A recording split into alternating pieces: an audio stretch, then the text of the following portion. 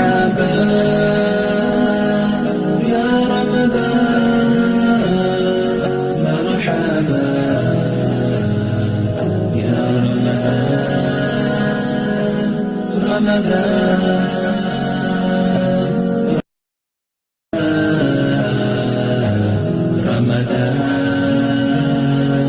مرحبا يا رمضان، مرحبا يا رمضان.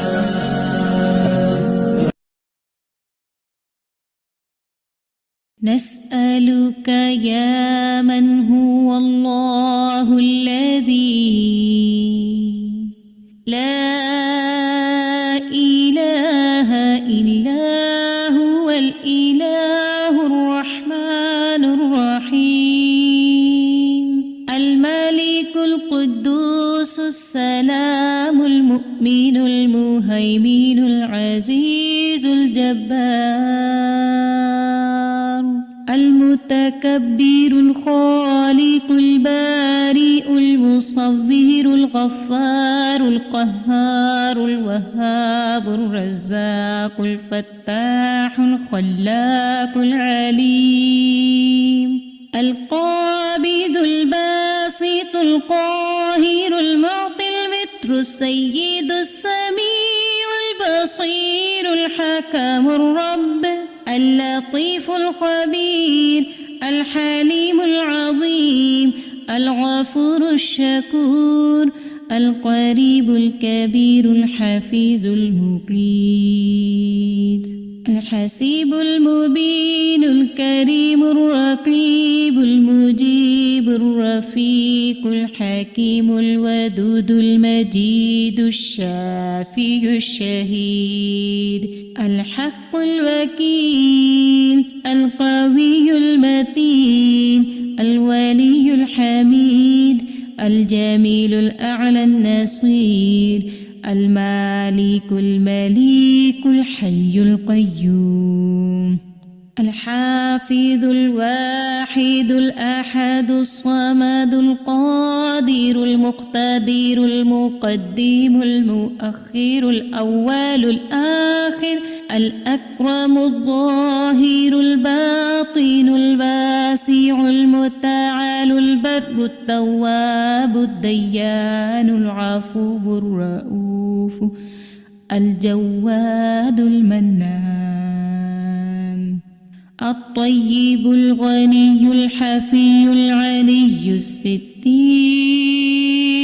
القدير المولى المحسن الوارث المحيط الصبوح الذي ليس كمثله شيء وهو السميع البصير.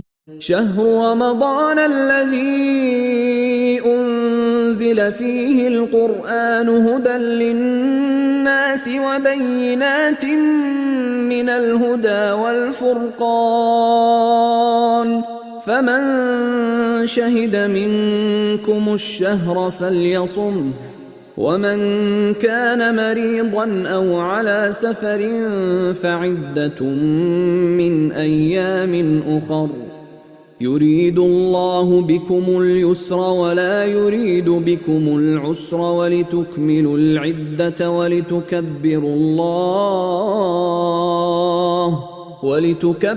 الله على ما هداكم ولعلكم تشكرون. الله أكبر الله أكبر لا إله إلا الله والله أكبر الله أكبر ولله الحمد. السلام علیکم ورحمۃ اللہ وبرکاتہ. کیسی ہیں سسٹر؟ ٹھیک ہیں سب بہنیں؟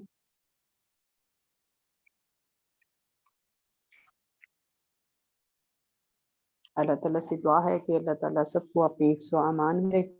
تو ٹھیک ہے جی، ہم شروع کرتے ہیں. نحمدہ ونصلی علی رسولہ الکریم، اما بعد فاعوذ باللہ من الشیطان الرجیم، بسم اللہ الرحمن الرحیم.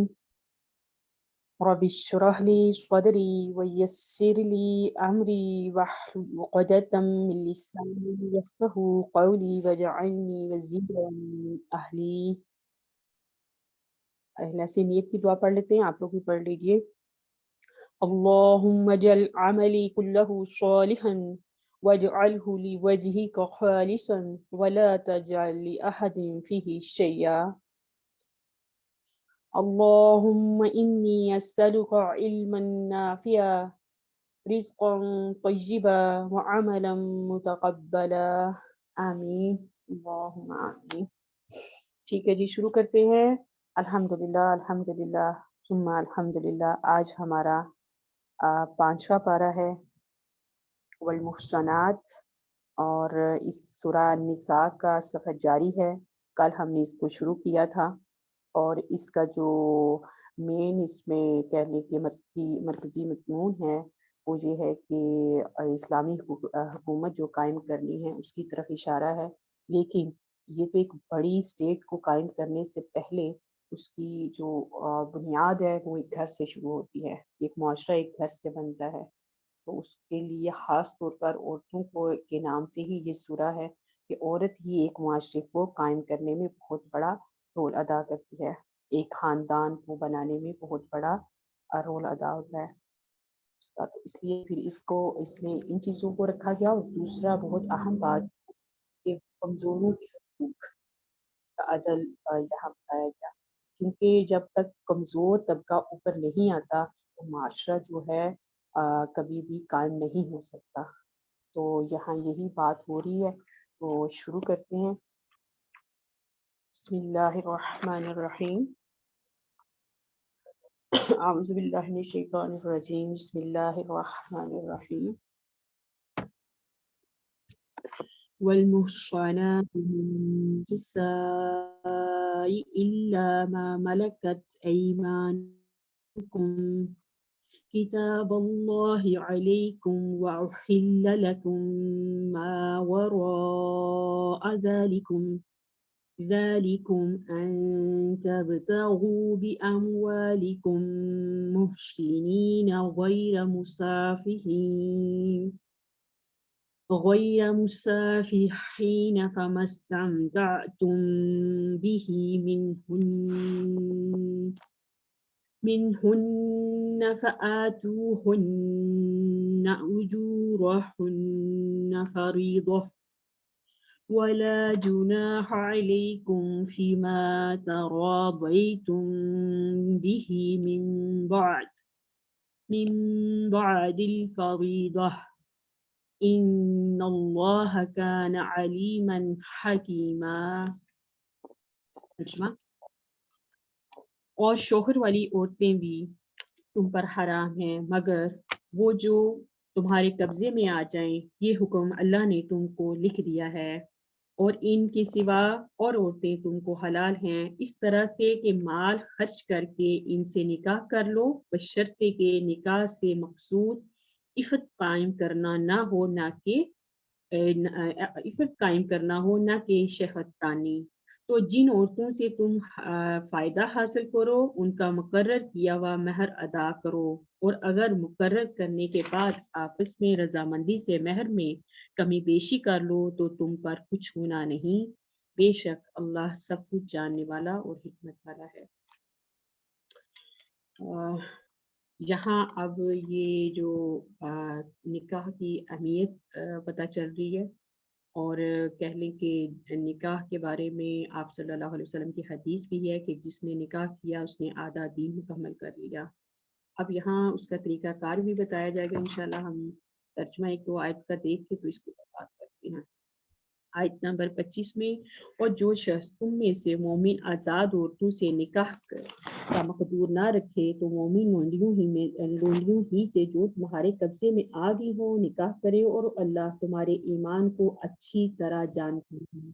تم آپس میں ایک دوسرے کے ہم جنس ہو تو ان لونڈیوں کے ساتھ ان کے مالکوں سے اجازت حاصل کر کے نکاح کر لو، اور دستور کے مطابق ان کا مہر بھی ادا کرو، بشرطے کہ عفیفہ ہوں، نہ ایسی کہ کھلم کھلا بدکاری کریں اور نہ ہی در پردہ دوستی کرنا چاہیں، پھر اگر نکاح میں آ کر بدکاری کا اتفاق کر بیٹھیں تو سزا آزاد عورت کے لیے ہے، اس کی آدھی ان کو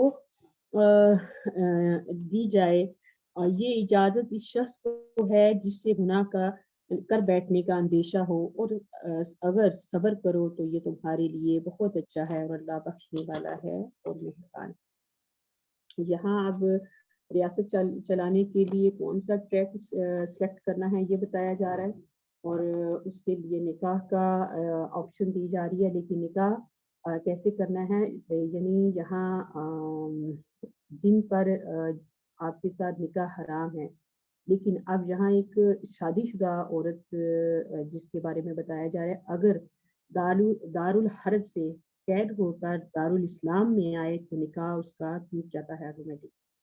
اب اس کے ساتھ نکاح کا طریقہ کیا ہوتا ہے کہ ایک حیض گزر جانے کے بعد جب وہ مسلمان ہو جائے تو پھر اس کے ساتھ نکاح پراپر طریقے سے، نکاح کی شرائط کے ساتھ، باعزت طریقے سے، مہر کے ساتھ، کمٹمنٹ کے ساتھ اس کو نکاح کیا جائے۔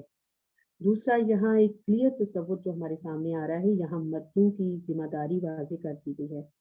شادی کی ذمہ داری جو ہے مرد کے اوپر نظر آ رہی ہے، لیکن ہمارے ہاں سارا خرچہ لڑکے والے کرتے ہیں، بیچاری جہیز اور یہ ساری جوڑے اور پتہ نہیں کیا کیا یہ چیزیں ہو رہی ہوتی ہیں۔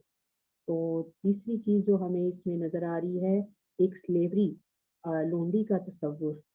یہ تصور اسلام سے پہلے تھا، اسلام نے تو آ کر اس کا حل نکالا ہے، ٹھیک ہے۔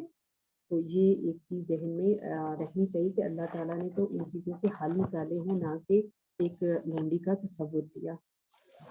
اچھا، آیت نمبر 26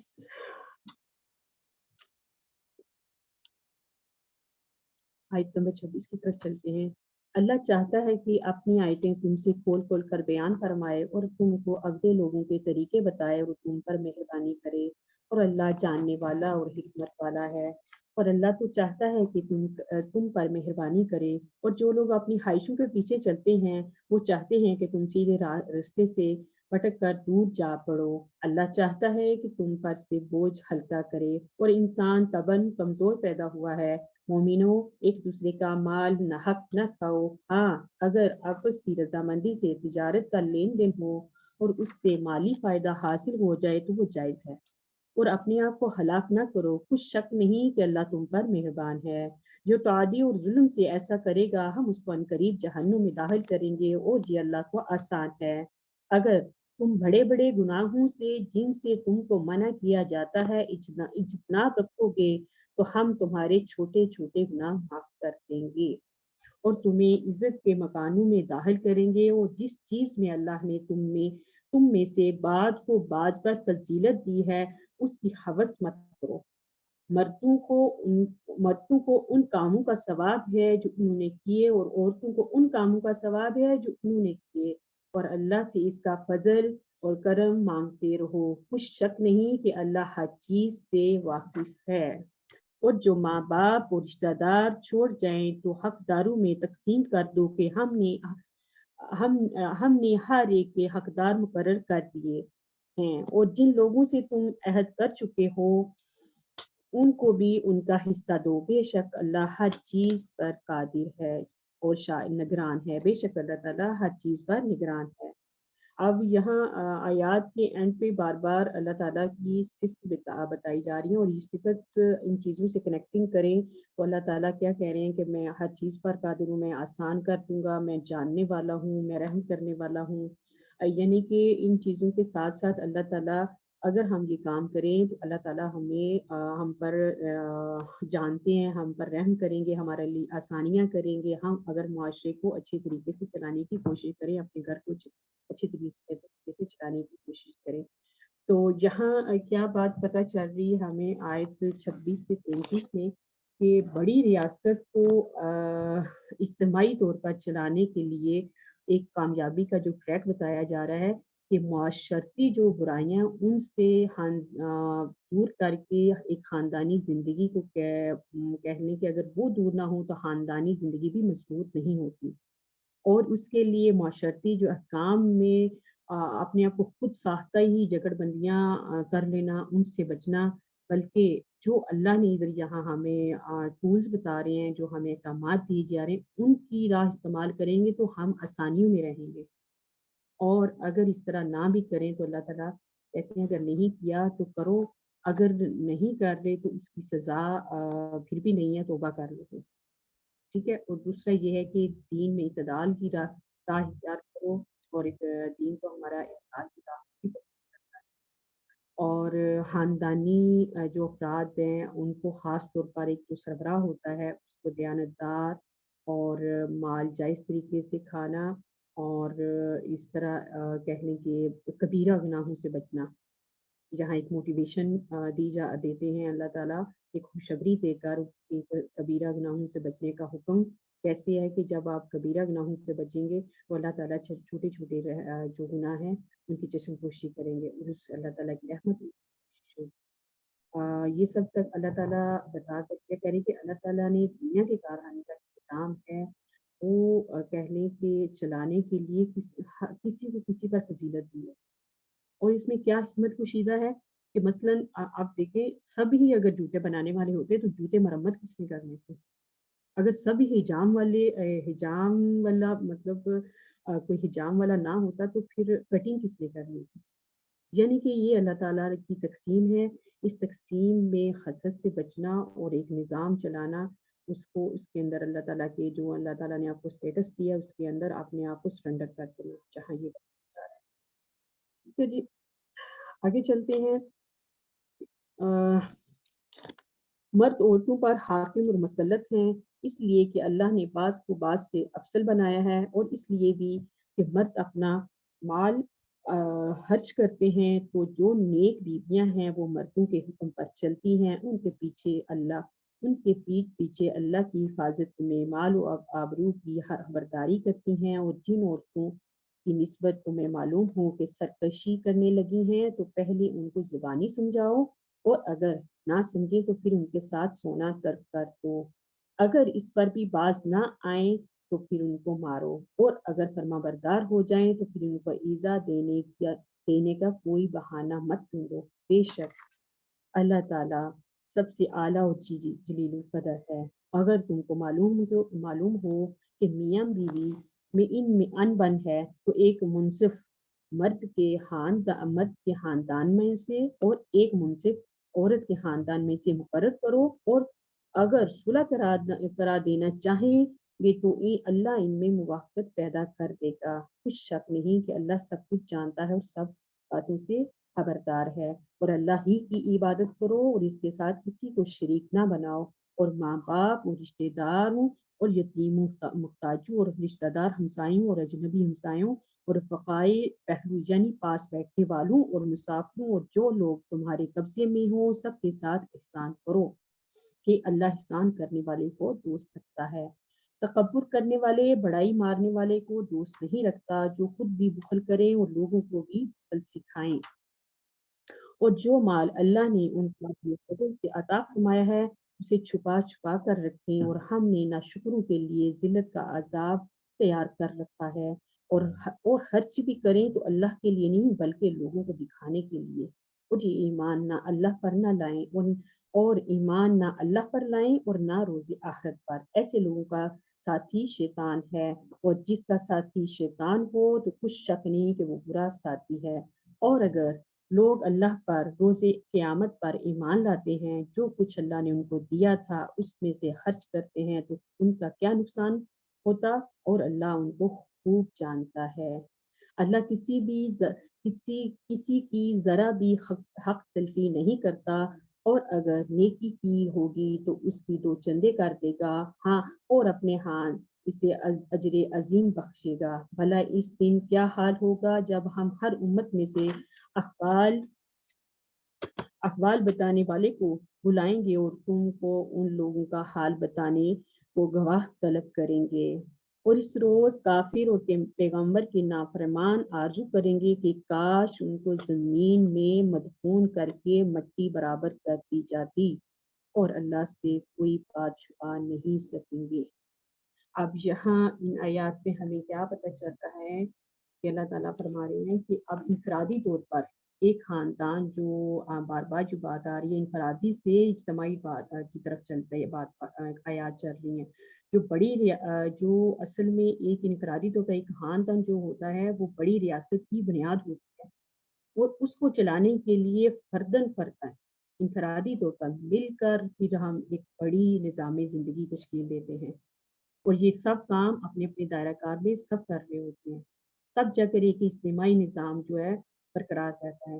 تو اللہ نے جو تقسیم دی اس کی فضیلت کو سمجھتے ہوئے جہاں ایک بات سمجھ آئی کہ عورتیں اپنے آپ کو دل چھوٹا نہ کریں کہ ان کا اسٹیٹس کم ہے، بلکہ اللہ تعالیٰ نے مردوں کو یہ لفظ جو استعمال ہوا اس کی طرف غور کیجیے کہ قوام، قوام مانا اوپر کھڑے ہونا، یعنی حفاظت کرنے والا، جیسے ایک ریاست کا ایک ذمہ دار ہوتا ہے ایسے ہی خاندان کا بھی ایک سربراہ ہوتا ہے، اور جو مرد کی فطری طبیعت ہے کہ وہ حاکم والی طبیعت ہے۔ اس کے بعد اللہ تعالیٰ کیا کہہ رہی ہے کہ باقی اجر تو سب برابر ہے، اللہ کے ہاتھ باقی تمام باتوں کا اجر اللہ کے ہاں برابر ہے۔ اور دوسری بات یہ ہے کہ ایک گاڑی کے کبھی دو ڈرائیور نہیں ہوتے، اس لیے عورت اگر اپنی برابری کرنا چاہتی ہے تو مرد کی تو وہاں چانسز ہوں گے، جہاں بتایا گیا نا کہ وہاں جب برابری کرنا چاہے گی تو وہاں پھر لڑائی کے چانسز ہوں گے۔ تو اگر اس طرح کا کوئی معاملہ ہو جائے تو کچھ گھر کا جو بڑا حاکم ہے وہ آ کر ان کی صلح کروا دے۔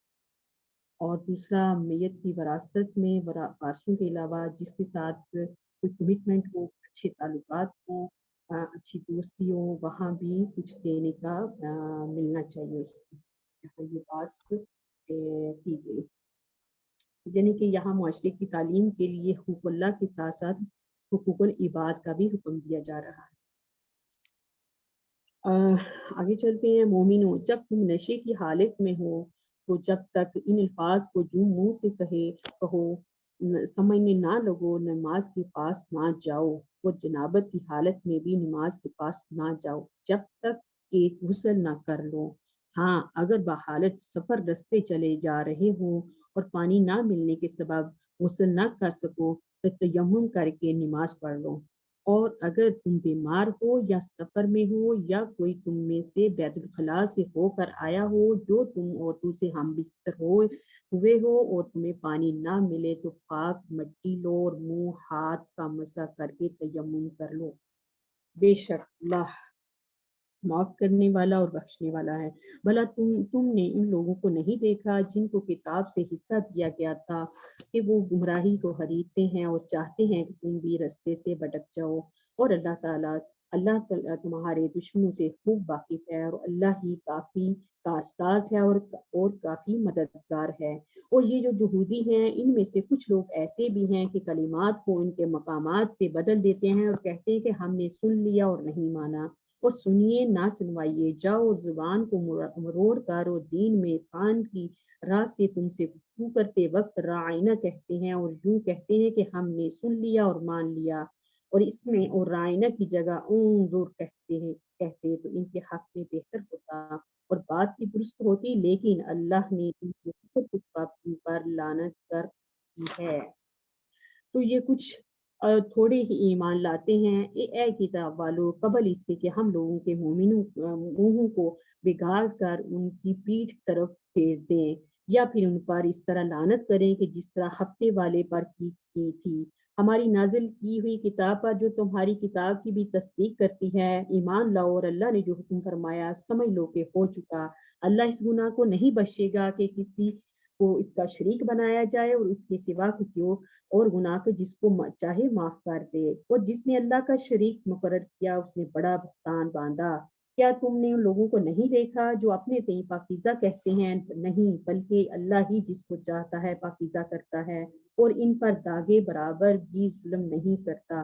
داغے برابر یہ فتیلہ جو کھجور کا ایک کہنے کے اندر ایک دھاگا ہوتا ہے، اس کی اللہ تعالیٰ نے مثال دیکھو آگے آیت نمبر 50 میں، دیکھو یہ اللہ پر کیسا جھوٹ طوفان باندھتے ہیں اور یہی گناہ صرف کافی ہے۔ اب یہاں جو آیات ہمارے سامنے آ رہی ہیں کہ اللہ تعالیٰ کیا فرمائے کہ ان تمام اقامات کے لیے تمہیں تزکیہ نفس، اندر کی صفائی اور اس کے لیے اس سے کس سے مدد کرنی ہے؟ خضوع والی نماز اور ذکر اللہ کرنا، اور اس کو کیسے کرنا ہے؟ پاکیزگی اور طہارت کی حالت، یعنی یہاں نشے اور دنبی کے لیے سے پاکیزگی کا تصور اللہ تعالیٰ دے رہے ہیں، اور اس کی بھی سہولت دے رہے ہیں کہ اگر تمہارے پاس پانی یا اس طرح کا نہیں ہے تو تیمم، یعنی یہاں مریض جو ہے یا سفر میں ہے تو اس کو وضو یا غسل کی ضرورت پڑ جائے تو وہ چہرے اور ہاتھوں پر مسح کر تیمم کا طریقہ بتایا جا رہا ہے، اور ساتھ اہل کتاب وارننگ دی جا رہی ہے کہ ان کے چہرے بگاڑ دیے جائیں گے، اور جیسے وہ سورہ بقرہ میں بھی آتا ہے نا، سب کے واقعے کی مثال دے کر کہ یہاں چہرے بگاڑنے سے مراد یہ ہے کہ ان کا کہہ لو کہ ذلیل و خوار کرتے ہیں، ٹھیک ہے۔ اور یہ کیوں؟ یہ انہوں نے جو نے اپنی خواہشات اور فرقہ بندیاں اور یہ باطل جو عقیدے جو مشرک اپنے اندر اپنے آپ کو شرکانہ عقائد رکھ لی اور بحثوں کی وجہ سے ان کا نتیجہ یہ کیا ہوا کہ اب عملاً دین سے دور ہو گئے، اور اپنے حسد کی وجہ سے آپ صلی اللہ علیہ وسلم سے حسد کی وجہ سے رائنا اور اس طرح کے الفاظ اپنے زبان کو مروڑ کر، لفظوں کا ہیر پھیر ہوتا ہے نا، تو یہ لفظوں کے ہیر پھیر سے ہی انسان ایک دوسرے کو گرا رہا ہوتا ہے۔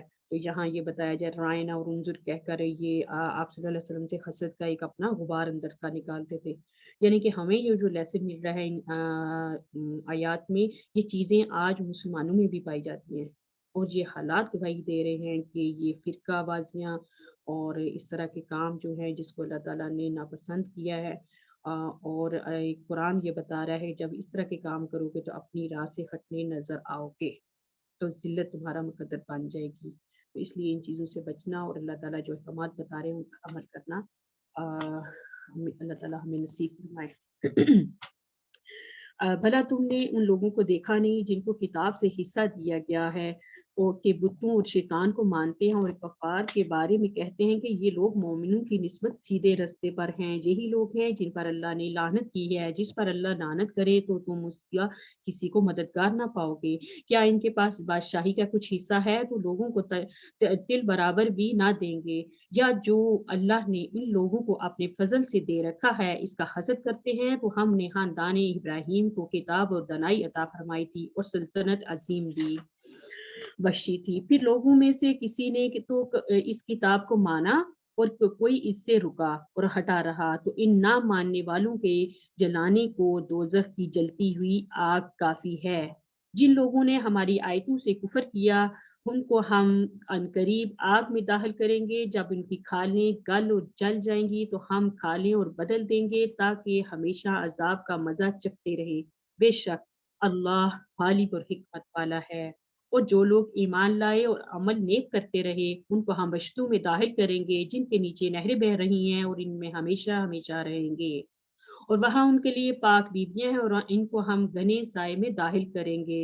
اللہ تم کو حکم دیتا ہے کہ امانت والوں کو امانتیں ان کے حوالے کر دیا کرو، اور جب لوگوں میں فیصلہ کرنے لگو تو انصاف سے فیصلہ کرو، اللہ تمہیں بہت خوب نصیحت کرتا ہے، بے شک اللہ سنتا اور دیکھتا ہے، ان اللہ کان سمیعا بصیرا۔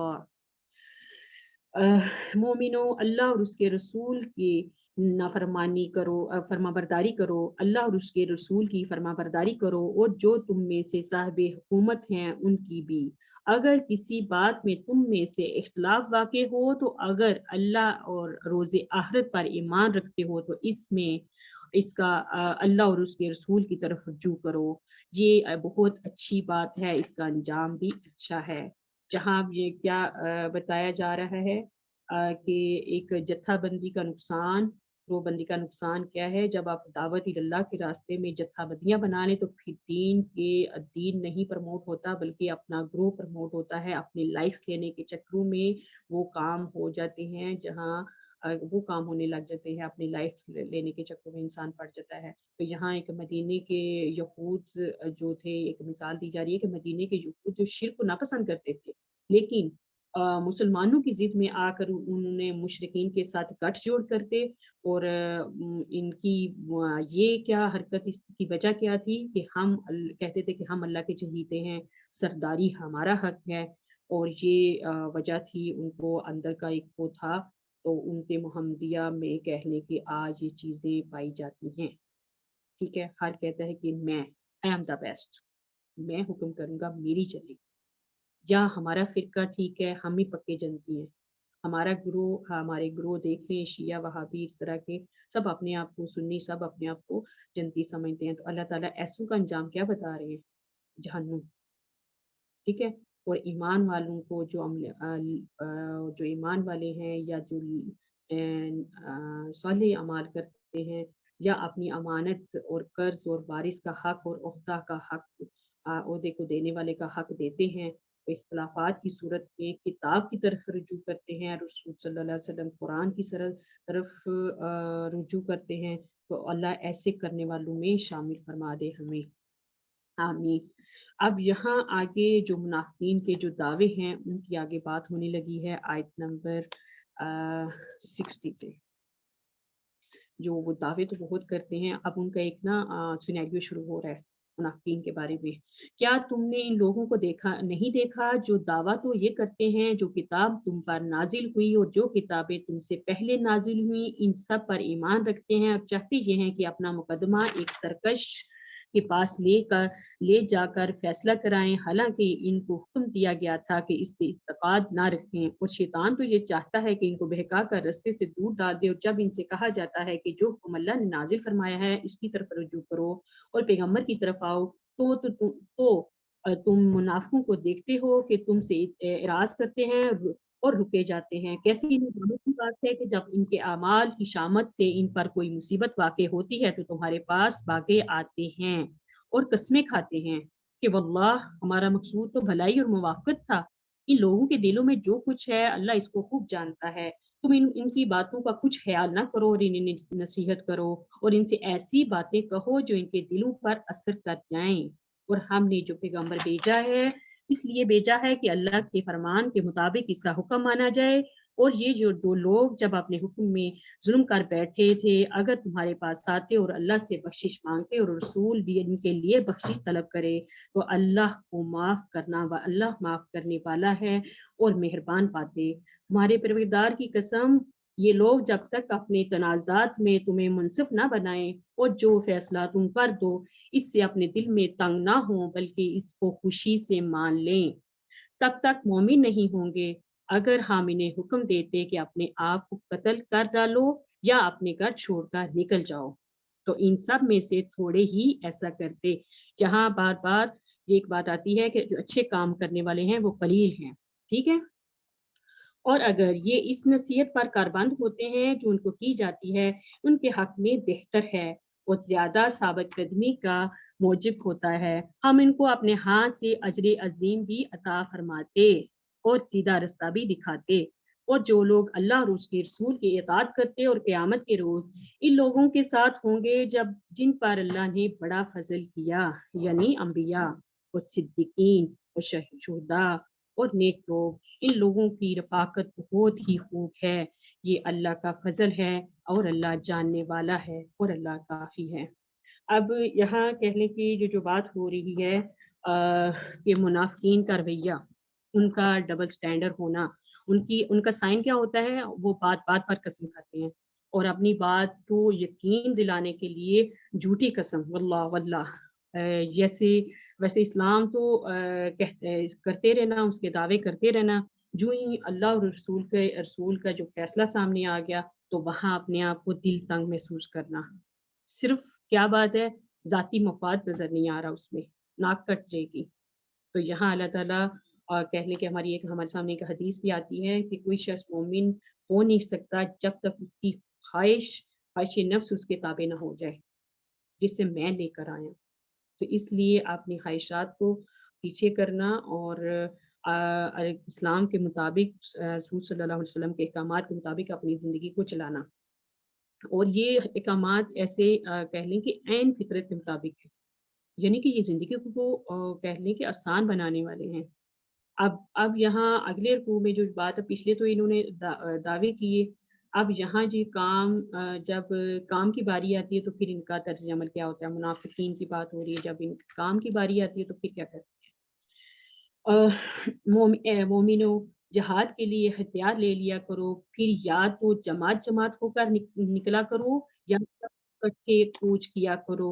تم میں سے کوئی ایسا بھی ہے کہ آمدن دیر لگاتا ہے، پھر اگر تم پر کوئی مصیبت پڑ جائے تو کہتا ہے کہ اللہ نے مجھ پر بڑی مہربانی کی کہ میں ان میں موجود نہ تھا، اور اگر اللہ تم پر فضل کرے تو اس طرح سے گویا کہ تم میں اور اس میں دوستی تھی ہی نہیں۔ افسوس کرتا ہے اور کہتا ہے کہ کاش میں بھی ان کے ساتھ ہوتا تو مقصد عظیم حاصل کرتا۔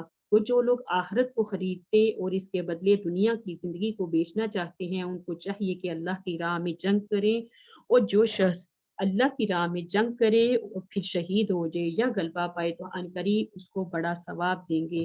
تم کو کیا ہوا ہے کہ اللہ کی راہ میں اور ان بے بس مردوں اور عورتوں اور بچوں کی خاطر نہیں لڑتے جو دعائیں کیا کرتے تھے کہ اے رب ہم کو اس شہر سے جس کے رہنے والے ظالم ہیں نکال کر کہیں اور لے جا، اور اپنی طرف سے کسی کو ہمارا حامی بنا اور اپنی ہی طرف سے کسی کو ہمارا مددگار بن فرما۔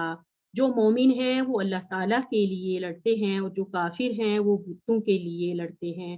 سو تم شیطان کے مددگاروں سے لڑو اور ڈرو مت، کیونکہ شیطان کا داؤ بودا ہوتا ہے۔ یہاں جو آیات ہمارے سامنے آ رہی ہیں کہ منافق کا ایک اور رویہ کہ ٹف حالات ہوتے ہیں تو نقصان ہو تو شکر ہے کہ یہ کل بھی ہم نے ویسے آیات پچھلے بارہ میں نقصان ہو تو کہتا ہے کہ شکر ہے میں ساتھ، وہاں ویڈیو بنانا اور تماشائی بننا اور اس طرح کے کام کرنے، اور کامیابی ہو تو اس وقت پھر کیا کہتے ہیں کاش ہم بھی ساتھ ہو۔ دوسرا یہاں یہ جو پوائنٹ ہمارے سامنے آ رہا ہے کہ اسلام تو امن کا پیغام دیتا ہے، وہ جنگ اور جہاد کا حکم صرف اس وقت دیتا ہے جب ظالموں کا قلع کما کرنا ہو، بندوں کی غلامی سے نکال کر اللہ کی بندگی کا راستہ کی رہنمائی کرنا ہو، اس وقت دیتا ہے۔ لیکن آج ہم دیکھتے ہیں کہ یہ جنگیں کیوں ہوتی ہیں؟ صرف اپنا مفاد، ملکی مفاد کے لیے۔ لیکن جو ایک مسلمان ہوتا ہے وہ اللہ کا سپاہی ہوتا ہے اور اللہ سے اجر اس کا خواہشمند ہوتا ہے، اور دنیا اور آخرت چاہے کامیاب دنیا میں اس کو کامیابی ہو یا نہ ہو، لیکن اس کا اورینٹیڈ اس کا آخرت۔ تو یہ بات ہمیں سامنے آ رہی ہے۔ آگے چلتے ہیں آیت 77 میں۔ بھلا تم نے ان لوگوں کو نہیں دیکھا جن کو پہلے یہ حکم دیا گیا تھا کہ اپنے ہاتھوں کو جنگ سے روکے رہو اور نماز پڑھتے اور زکوٰۃ دیتے رہو، پھر جب ان پر جہاد فرض کر دیا گیا بعض لوگ ان میں سے لوگوں سے یوں ڈرنے لگے جیسے اللہ سے ڈرا کرتے ہیں، بلکہ اس سے بھی زیادہ، اور بڑبڑانے لگے کہ اے اللہ تو نے ہم پر جہاد جلد کیوں فرض کر دیا، تھوڑی مدت اور ہمیں کیوں مہلت نہ دی۔ اے پیغمبر ان سے کہہ دو کہ دنیا کا فائدہ بہت تھوڑا ہے اور بہت اچھی چیز تو پرہیزگار کے لیے نجات آخرت ہے، اور تم پر داغے کے برابر بھی ظلم نہیں کیا جائے گا۔ فتیلہ یہاں پہ ایک کھجور کا ایک جو داغے کی اندر ہوتا ہے اس کی آئی ایک فتیل، ایک نقیر اور ایک قمطیر۔ یہ جو کھجور کے اندر ایک دھاگا اور ایک گھڑا سا اور ایک چھلکا سا ہوتا ہے، اللہ تعالیٰ اس کی مثال ایک بالکل باریکی کا فرق ہے، اور اس کی بھی مثال دے کر اللہ تعالیٰ یہاں سمجھانا چاہ رہے ہیں کہ اے جہاد سے ڈرنے والوں، تم کہیں موت تو تمہیں آ کر رہے گی، ہاں بڑے بڑے محلوں میں رہو، ان لوگوں کو اگر کوئی فائدہ پہنچتا ہے تو کہتے ہیں یہ اللہ کی طرف سے ہے، اور اگر کوئی گرزن پہنچتا ہے تو اے محمد صلی اللہ علیہ وسلم تم سے کہتے ہیں کہ یہ گرزن آپ کی وجہ سے ہمیں پہنچا ہے، کہہ دو کہ رنج اور راحت سب اللہ ہی کی طرف سے ہے۔ ان لوگوں کو کیا ہو گیا ہے کہ بات بھی نہیں سمجھ سکتے؟ اے آدم ذات تجھ کو جو فائدہ پہنچے وہ اللہ کی طرف سے ہے، اور جو نقصان پہنچے وہ تمہاری ہی شامت اعمال کی وجہ سے ہے۔ اے محمد ہم نے تم کو لوگوں کی ہدایت کے لیے پیغمبر بنا کر بھیجا ہے، اور اس بات کا اللہ ہی گواہ کافی ہے۔ جو شخص رسول صلی اللہ علیہ وسلم کی فرما برداری کرے گا تو بے شک اس نے اللہ کی فرما برداری کی، اور جو نافرمانی کرے تو اے پیغمبر تمہیں ہم نے ان کا نگہبان بنا کر نہیں بھیجا۔ اور یہ لوگ منہ سے تو کہتے ہیں کہ آپ کی فرما برداری دل سے منظور ہے، لیکن جب تمہارے پاس سے چلے جاتے ہیں تو ان میں سے بعض رات کو تمہاری باتوں کے خلاف مشورے کرتے ہیں، اور جو یہ مشورے کرتے ہیں اللہ ان کو لکھ لیتا ہے۔ تو ان کا کچھ خیال نہ کرو اور اللہ پر بھروسہ رکھو، اور اللہ ہی کافی کارساز ہے۔ بھلا یہ قرآن میں غور کیوں نہیں کرتے؟ اگر یہ اللہ کے سوا کسی اور کا کلام ہوتا تو اس میں بہت سا اختلاف پاتے، اور جب ان کے پاس امن یا خوف کی کوئی خبر پہنچتی ہے تو اسے مشہور کر دیتے ہیں، اور اس پہ اگر اس کو پیغمبر اور سرداران کے پاس پہنچاتے تو تحقیق کرنے والے اس کی تحقیق کر لیتے، اور اگر تم پر اللہ کا فضل اور اس کی مہربانی نہ ہوتی تو چند اشخاص کے سوا سب شیطان کے پیروں ہو جاتے۔ تو اے محمد، تم اللہ کی راہ میں لڑو، تم اپنے سوا کسی کے ذمہ دار نہیں ہو، اور مومنوں کو بھی ترغیب دو۔ قریب ہے کہ اللہ کافروں کی لڑائی کو بند کر دے، اور اللہ لڑائی کے اعتبار سے بہت سخت ہے اور سزا کے لحاظ سے بھی بہت سخت ہے۔ جو شخص نیک بات کی سفارش کرے اور اس کو اس کے ثواب میں حصہ ملے گا، اور جو بری بات کی سفارش کرے تو اس کو اس کے عذاب میں حصہ ملے گا، اور اللہ ہر چیز پر قدرت رکھتا ہے۔ اور جب تم کوئی دعا کرو، جب تم کو کوئی دعا دے تو جواب میں تم اس سے بہتر کلمے سے اسے دعا دو، یعنی انہی لفظوں سے دعا دو، بے شک اللہ ہر چیز کا حساب لینے والا ہے۔ اللہ وہ معبود برحق ہے، اس کے سوا کسی کی کوئی عبادت کے لائق نہیں۔ وہ قیامت کے دن تم سب کو ضرور جمع کرے گا، اور اللہ سے بڑھ کر بات کا کون سچا ہو سکتا ہے۔ اب یہاں ان آیات میں کیا بات سمجھ آ رہی ہے کہ اسلام سے پہلے تو حالات کیا تھے؟ قتل و غارت کے مقادی تھے، چھوٹی چھوٹی بات پر ایک دوسرے سے لڑنا شروع ہو جاتے تھے۔ تو اسلام نے آ کر یہ تربیت کی کہ زکوٰۃ اور نماز کی تربیت کر کے ان کو جنگ کا ایک تصور یہ دیا کہ صرف حق اور انصاف کی صورت میں جائز ہے جنگ، ٹھیک ہے۔ اور اس کی مثال ہمارے سامنے صحابہ کرام جو انہوں نے ان باتوں پر سرنڈر کیا، اور دنیا کا جب انہوں نے ان باتوں پر سرنڈر کیا تو دنیا کا نقشہ ہی بدل گیا اور انقلاب آیا۔ لیکن ایسے انقلاب میں اپ ڈاؤن آتے رہتے ہیں۔ اس وقت اپنے دشمن یہودی منافقین کہہ لے ان کا کیا رویہ ہوتا ہے، اور محمد صلی اللہ علیہ وسلم کا وہ کیسے الزام ٹھہراتے، ان کی وجہ سے وہ انہی کی وجہ سے وہ یہ پرابلم کہہ لیں، مخالفت کا ایک بہانہ وہ ڈھونڈتے رہتے اور سازشیں کرتے رہتے۔ تو اللہ تعالیٰ یہاں واضح کریں کہ یہ برے حالات تمہارے اپنے خاتمے کی کمائی ہیں۔ اس لیے ہمیں یہاں یہ لیسن مل رہا ہے کہ ایسے حالات میں مومن چکنا رہے اور اپنا بھروسہ توکل کا جو سرا ہے وہ ہاتھ میں تھامے رکھے اور ثابت قدمی سے رہے، اور جو رسول صلی اللہ علیہ وسلم نے جو کتاب دے کر کے اس پر غور و فکر کرے تاکہ ہم پر حق واضح ہو جائے، اور اگر کوئی بات سامنے آتی ہے تو اس کی تحقیق کر لیں۔ افواہ بہت اسٹرانگ ہوتی ہے، اس کا بہت اثر ہوتا ہے، اس چیز کو دیکھیں اور پھر اس کے بعد اسلام کہنا اور اس کا جواب دینا جو کہ سلامتی کا سائن ہے اور دوستی اور امن کا سائن ہے اور اخلاق کا سائن ہے، اس کو اس کی ترغیب دی جا رہی ہے اور اس کا حکم دیا جا رہا ہے۔ آگے آیت 88 کی طرف چلتے ہیں۔ تو کیا سبب ہے کہ تم منافقوں کے بارے میں دو گروہ ہو رہے ہو، حالانکہ اللہ نے ان کو ان کے کرتوتوں کے سبب عمدہ کر دیا ہے؟ کیا تم چاہتے ہو کہ جس شخص کو اللہ نے گمراہ کر دیا ہے اس کو راستے پر لے آؤ؟ جس شخص کو اللہ گمراہ کر دے تو اس کے لیے کبھی بھی راستہ نہیں پاؤ گے۔ وہ تو یہی چاہتے ہیں کہ جس طرح وہ خود کافر ہیں اسی طرح تم بھی کافر ہو کر سب برابر ہو جاؤ۔ تو جب تک وہ اللہ کی راہ میں وطن نہ چھوڑ جائیں تو تم ان میں سے کسی کو دوست نہ بنانا۔ اگر ترک وطن کو قبول نہ کریں تو ان کو پکڑ لو اور جہاں پاؤ قتل کر دو۔ ان میں سے کسی کو اپنا رفیق اور مددگار نہ بناؤ، مگر جو لوگ ایسے لوگوں سے جا ملے جن میں اور تم میں صلح کا عہد ہو، یا اس حال میں کہ ان کے دل تمہارے ساتھ یا اپنی قوم کے ساتھ لڑنے سے رک گئے ہوں، تمہارے پاس آ جائیں تو اختراز ضرور نہیں، اور اگر اللہ چاہتا تو ان کو تم پر غالب کر دیتا، وہ تم سے ضرور لڑتے۔ پھر اگر وہ تم سے جنگ کرنے سے کنارہ کشی کریں اور لڑے نہیں، تمہاری طرف صلح کا پیغام بھیجیں، تو اللہ نے تمہارے لیے ان پر زبردستی کرنے کی کوئی سبیل مقرر نہیں کی۔ تم کچھ اور لوگ ایسے بھی پاؤ گے جو یہ چاہتے ہیں کہ تم سے بھی امن میں رہیں اور اپنی قوم سے بھی امن میں رہیں، لیکن جب فتنہ انگیزی کو بلائے جائیں تو اس میں اونڈے منہ گر پڑیں۔ تو ایسے لوگ اگر تم سے لڑنے سے کنارہ کشی نہ کریں اور نہ تمہاری طرف پیغام صلح بھیجیں اور نہ اپنے ہاتھوں کو روکیں، تو ان کو پکڑ لو اور جہاں پاؤ قتل کر دو۔ ان لوگوں کے مقابلے میں ہم نے تمہارے لیے سرنصریح مقرر کر دی ہے۔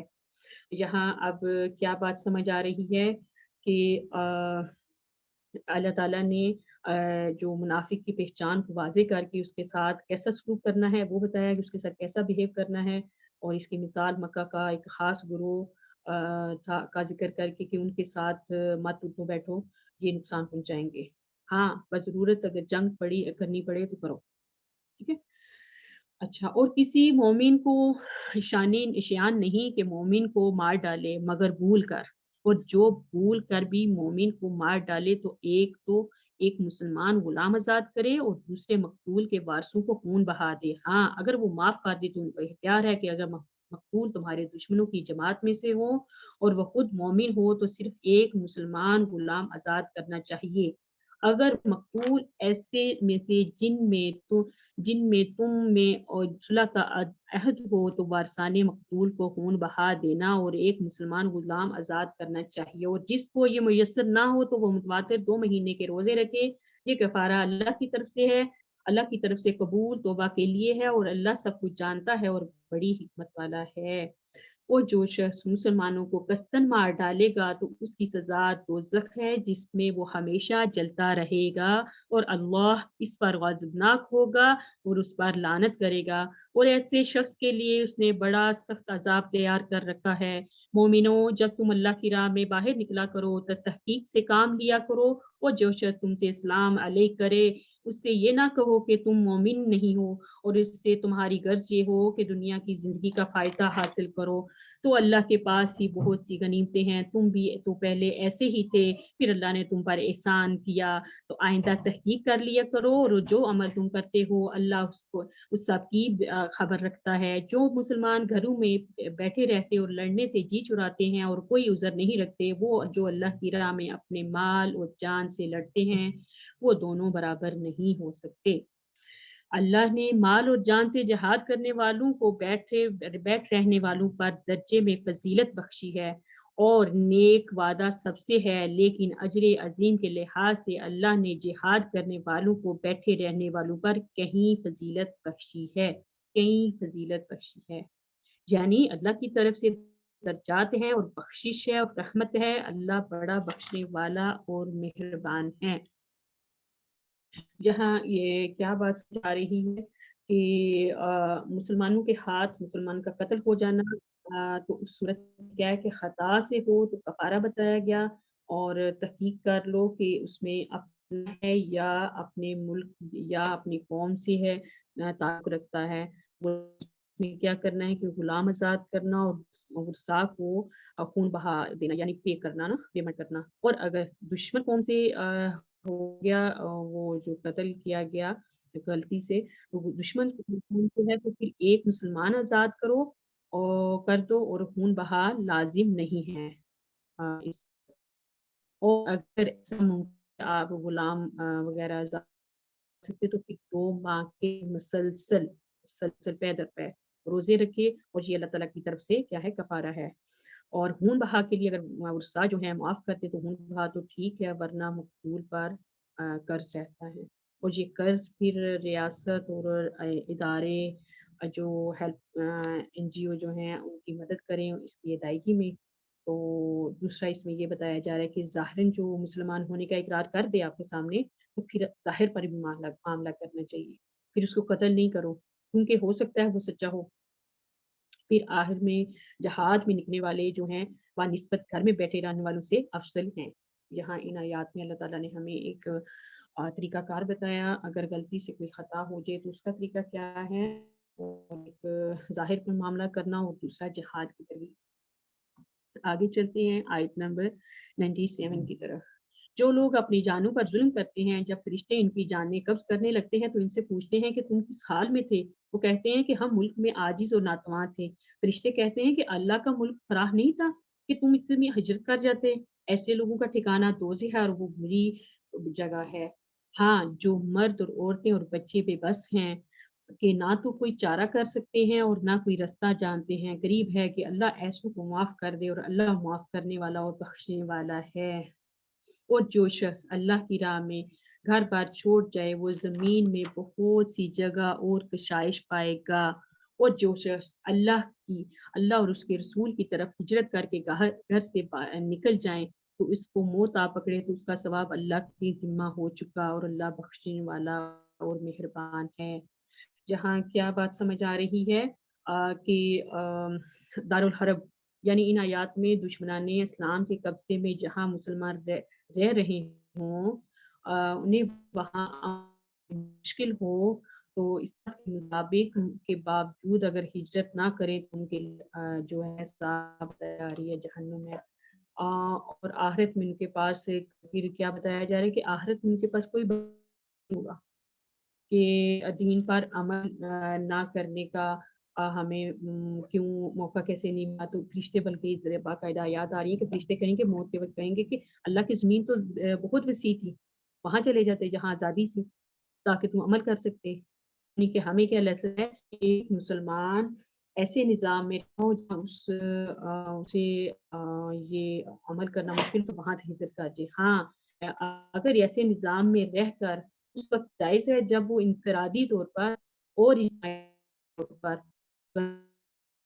کے لیے کوشش کرتا رہے، مثلا وہاں کوشش کرتا رہے، اور دوسرا یہ کہ بیزاری کا اظہار کرے یا نفرت کا اظہار کرے اگر ایسے حرکات سکنات دیکھتا ہے یا ایسا نظام دیکھتا ہے تو یہ ہمارے لیے ایک ہمیں ٹرک بتایا جا رہا ہے، ایک کہہ لیں کہ دشمنان اسلام کے قبضے میں آپ جہاں رہ رہے ہیں۔ اچھا جی، آگے آیت 100 کی طرف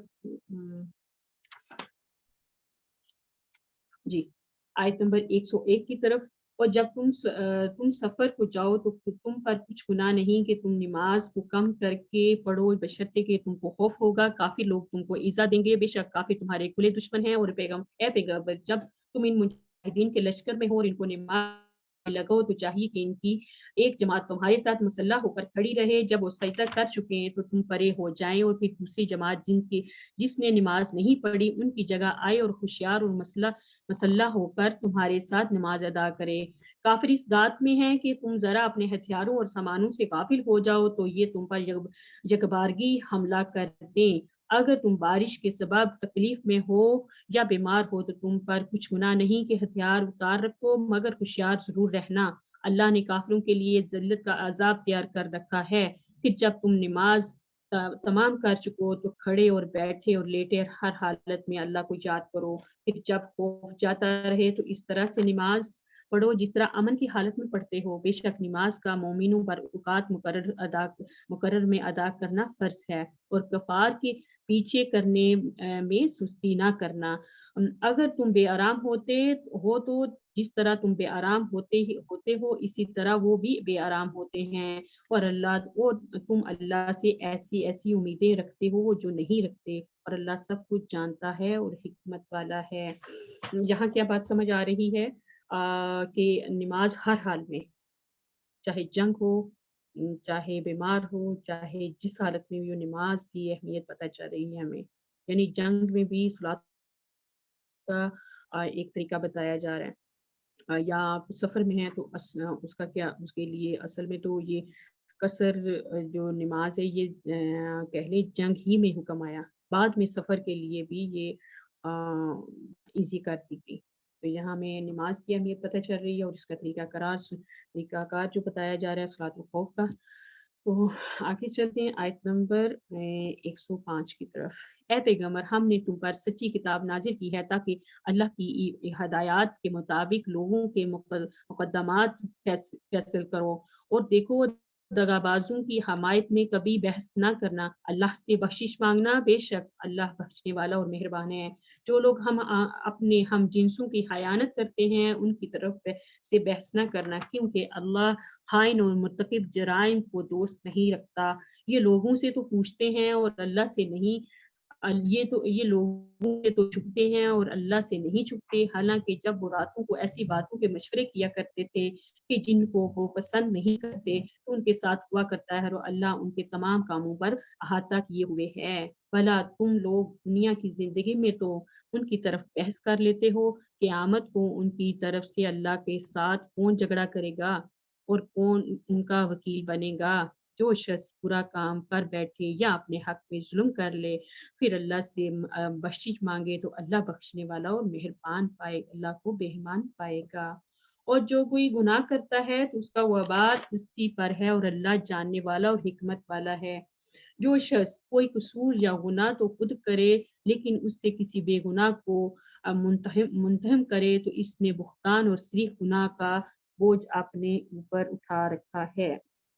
اب یہاں کیا بات پتہ چل رہی ہے کہ فیصلے کا طریقہ کار، ایک قاضی کو جب فیصلہ کرنا ہوتا ہے تو مجرم کی حمایت یہ سمجھ کر کے نہ کرے کہ میں اپنے مسلم ہیں یا اپنے رشتہ دار ہیں یا اپنے خاندان کے ہیں یا اپنے مذہب کے ہیں، اس وجہ سے نہیں فیصلہ کرے گا، کیونکہ اس عدالت کے بعد اللہ کی عدالت لگنی ہے اگر وہ ایسا فیصلہ کر لے گا، یعنی کہ اس نے ڈبل گناہ کیا، فیصلہ بھی غلط کیا اور الزام تراشی کا الزام بھی کسی دوسرے پر لگا دیا۔ تو اس کی کہہ لیں کہ آج مسلمان ملکوں میں یہ چیز عام ہے، بہت سارے کیسز ایسے ہیں، صرف اپنے رشتہ دار اور اپنے دوستی اور ان وجہ سے وہ کیسز کے فیصلے نہیں ٹھیک ہو پاتے۔ تو اس کی وجہ کیا یہاں بتائی جا رہی ہے کہ عقیدہ آخرت کی کمزوری ہے، اصل میں اللہ تعالیٰ کے سامنے جواب دہی کا احساس نہیں ہے، اس لیے انسان اس طرح کی حرکات و سکنات کرتا ہے۔ آگے چلتے ہیں آیت نمبر 113 کی طرف۔ اور اگر تم پر اللہ کا فضل اور مہربانی نہ ہوتی تو ان میں سے ایک جماعت کو تم بہکانے کا قصد کر ہی چکی تھی، اور یہ اپنے سوا کسی کو بہکا نہیں سکتے اور نہ تمہارا کچھ بگاڑ سکتے ہیں۔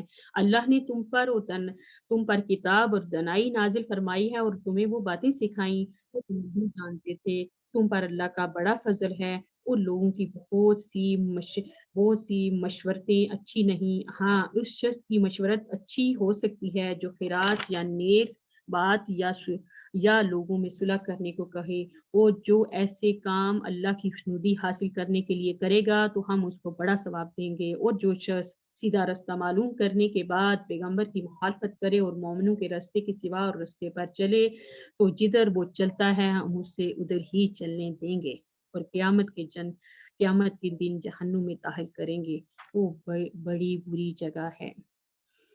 یعنی کہ یہاں ہمیں کیا بات سمجھ آتی ہے اس رکوع میں کہ پچھلے رکوع کے ساتھ اس کی کنیکٹنگ ہے کہ ایسی حرکت محمد صلی اللہ علیہ وسلم سے کروانا چاہتے تھے تو اللہ تعالیٰ نے اس چیز کا دفاع کیا کہ ان کی شان شیان نہیں ہے، یہ مشورہ کا طریقہ، اور دوسرا اس میں یہ بات جاری ہے کہ جب یہ مشورے کا طریقہ کار مشورہ کرنا ہی ہے، اگر چھپ کر کرنا ہی، چھپ کر کوئی ایسے کام کرنے ہیں اور وہ کس صورت میں کرنے ہیں، جب صدقہ میں آپ نے چھپ کر دینا اس کا طریقہ کار، اس تک پہنچانا کیسے ہے، اور آپ اس طرح اس صورت میں یہ مخفی کام کرنا ہو، اس طرح کا صدقہ وغیرہ، تو اس صورت میں یہ مشورے کرنا اور چھپ کر کام کرنے، اس طرح اگر چھپ کر کام کریں تو ان صورت میں یعنی اس کو علم ہی نہ ہو جس کو آپ صدقہ دے رہے ہیں، اگر چھپ کر کوئی کام کرنا ہے اس کا طریقہ کار یہ ہو، یا نیکی کی ترغیب کے وقت چھپ کر کام کرو، یا کرنے والے کے لیے کی صورت میں کسی کے صلح کروانی ہے تو اس صورت میں یہ چھپ کر کوئی کام کرنے اور یہ مشورے کرنے اور یہ کام اس صورت میں کیے جاتے ہیں، جہاں ہمیں کتنا خوبصورت طریقہ بتایا جا رہا ہے۔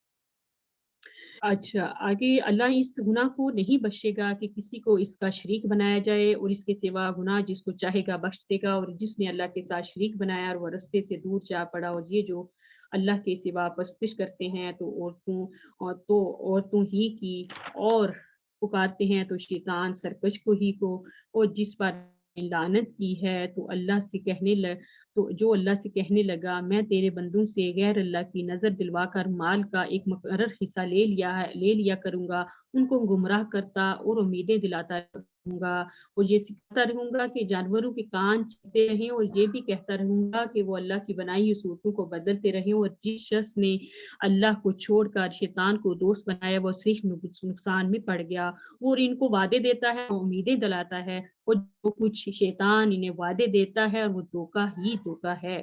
ایسے لوگوں کا ٹھکانہ جہنم ہے اور وہاں سے مخلصی نہیں پا سکیں گے، اور جو لوگ ایمان لائے اور نیک کام کرتے رہے ان کو ہم بہشتوں میں داخل کریں گے جن کے نیچے نہریں جاری ہیں اور ان میں ہمیشہ رہیں گے۔ یہ اللہ کا سچا وعدہ ہے۔ اللہ سے زیادہ بات کا کون سچا ہو سکتا ہے؟ نجات نہ تو تمہاری آرزو پر ہے اور نہ ہی اہل کتاب کی آرزو پر۔ جو شخص برائی عمل کرے گا اسے اسی طرح بدلہ دیا جائے گا، اور اللہ کے سوا حمایتی پائے اور اللہ کے سوا کسی کو حمایتی پائے گا اور نہ مددگار۔ جو نیک کام کرے گا مرد ہو یا عورت، وہ صاحب ایمان بھی ہوگا، تو ایسے لوگ بہشت میں داخل ہوں گے اور ان کو تل برابر بھی حق تلفی نہ کی جائے گی۔ اور جو اس شخص سے کس کا دین اچھا ہو سکتا ہے جس نے اللہ کے حکم کو قبول کیا اور نیکوکار بھی ہے اور ابراہیم کے دین کا پیرو ہے، اور جو یکسو حنیف مسلمان تھے، اور اللہ نے ابراہیم کو اپنا دوست بنایا تھا، اور آسمان اور زمین میں جو کچھ ہے سب اللہ ہی کا ہے، اور اللہ ہر چیز پر احاطہ کیے ہوئے ہے۔ وَكَانَ اللَّهُ بِكُلِّ شَيْءٍ مُحِيطًا، اللہ تعالیٰ ہر چیز کا احاطہ کیے ہوئے ہے۔ اب یہاں جو ہمیں بات سمجھ آ رہی ہے کہ شیطان کا جو وار ہے اس نے اللہ سے چیلنج کیا، تو اللہ تعالیٰ نے کیا آگے سے کہتے ہیں کہ جو مشرک ہیں وہ ان چیزوں میں آئیں گے، کمزور ایمان والے آئیں گے، جو میرے بندے ہیں وہ ان چیزوں میں نہیں آئیں گے۔ یہاں ایک کہہ لیں کہ ایک بات ہمیں سمجھ آ رہی ہے کہ مشرکانہ عقائد اور دنیا کی خواہشاتیں اور یہ جھوٹی تمنائیں کہ ہم جنتی ہیں، وہ جو اس طرح کی حرکات کرنے والے ہی جو ذہن میں ایسی ذہنیت رکھتے ہیں وہی چیز ایسے کام کرتے ہیں۔ اور اس سے اللہ تعالیٰ نے بچنے کا کیا طریقہ بتایا کہ ابراہیم علیہ السلام کا طریقہ ہے اس پر چلو تو کامیابی ہے، ورنہ شیطان وار جو ہے ایک چیلنجنگ وار ہے اور اس سے بچنا ہے۔ آج 127 کی طرف چلتے ہیں۔ اے پیغمبر، لوگ تم سے یتیم عورتوں کے بارے میں فتویٰ طلب کرتے ہیں، کہہ دو کہ اللہ ان کے ساتھ نکاح کرنے والے کے تم کو ان کے ساتھ نکاح کرنے کے معاملے میں اجازت دیتا ہے، اور جو حکم اس کتاب میں پہلے دیا گیا ہے وہ یتیم عورتوں کے بارے میں ہے جن کو تم ان کا حق تو دینے نہیں دیتے اور خواہش رکھتے ہو کہ ان کے ساتھ نکاح کر لو، اور نیز بیچارے بیکس بچوں کے بارے میں، اور یہ بھی حکم دیتا ہے کہ یتیموں کے بارے میں انصاف پر قائم رہو، اور جو بلائی تم کرو گے اللہ اس کو جانتا ہے۔ اور کسی عورت کو اپنے حامل کی طرف سے زیادتی یا بے رغبتی کا اندیشہ ہو تو میاں بیوی پر کچھ گناہ نہیں کہ آپس میں کسی قرارداد پر صلح کر لیں، اور صلح خوب چیز ہے۔ طبیعتیں تو بخل کی طرف مائل ہوتی ہیں، اگر تم نیکوکاری اور پرہیزگاری کرو گے تو اللہ تمہارے سب کاموں میں سے واقف ہے۔ تم کتنا ہی چاہو اور تمہیں ہرگز برابری نہ کر سکو گے، تو ایسا بھی نہ کرنا کہ ایک ہی طرف ڈھل جاؤ اور دوسری کو ایسی حالت میں چھوڑ دو گویا ادھر ہی لٹک رہی ہے۔ اگر آپس میں موافقت کر لو تو اور پرہیزگاری کرو تو اللہ بخشنے والا اور مہربان ہے۔ اور میاں بیوی میں موافقت نہ ہو سکے، ایک دوسرے سے جدا ہو جائیں تو اللہ ہر ایک کو اپنی دولت سے غنی کر دے گا، اور اللہ بڑی کشائش والا اور حکمت والا ہے۔ جو کچھ آسمان اور جو کچھ زمین میں ہے سب اللہ ہی کا ہے، اور جن لوگوں کو تم سے پہلے کتاب دی تھی ان کو بھی اے محمد صلی اللہ علیہ وسلم تم کو بھی ہم نے حکم تاکیدی کیا ہے کہ اللہ سے ڈرتے رہو، اور اگر کفر کرو گے تو تم سمجھ رکھو کہ جو کچھ آسمانوں میں ہے اور جو کچھ زمین میں ہے سب اللہ ہی کا ہے، اور اللہ بے پرواہ اور سزاوار اور اللہ بے پرواہ اور سزاوار حمد و ثنا ہے۔ اور پھر سن رکھو کہ جو کچھ آسمانوں میں اور جو کچھ زمین میں ہے سب اللہ ہی کا ہے اور اللہ ہی کارساز اور کافی ہے۔ لوگوں، اگر وہ چاہے تم کو فنا کر دے اور تمہاری جگہ اور لوگوں کو پیدا کر دے تو اللہ اس بات پر قادر ہے۔ جو شخص اس دنیا میں عملوں کی جزا کا طالب ہو تو اللہ کے پاس دنیا اور آخرت دونوں کے لیے اجر موجود ہے، اور اللہ سنتا دیکھتا ہے۔ وَكَانَ اللَّهُ سَمِيعًا بَصِيرًا، اللہ تعالیٰ سنتا اور دیکھتا ہے۔ یعنی ہمیں یہاں جو بات سمجھ آ رہی ہے کہ جہاں سے اب سود کی ابتدا ہوئی، اب وہاں یہاں یہ کہہ لیں کہ یہ ایک کہہ لیں کہ جو ہم سورہ جہاں اس کی ابتدا ہوئی، اب وہاں سے یہ ایک سلسلہ واپس جا رہا ہے کہ خاندانی حقوق اور یتیم لڑکی سے نکاح کا طریقہ اور حق اس کی حق تلفی نہیں کرنی، اور سرپرست جو ہے اس کا وہ نکاح کی نیت اچھی ہو تو کہہ لیں کہ اچھے طریقے سے نکاح کرنا، اور ایک سے اگر زائد بیویاں رکھنی ہیں تو اس میں پھر عدل کرنا۔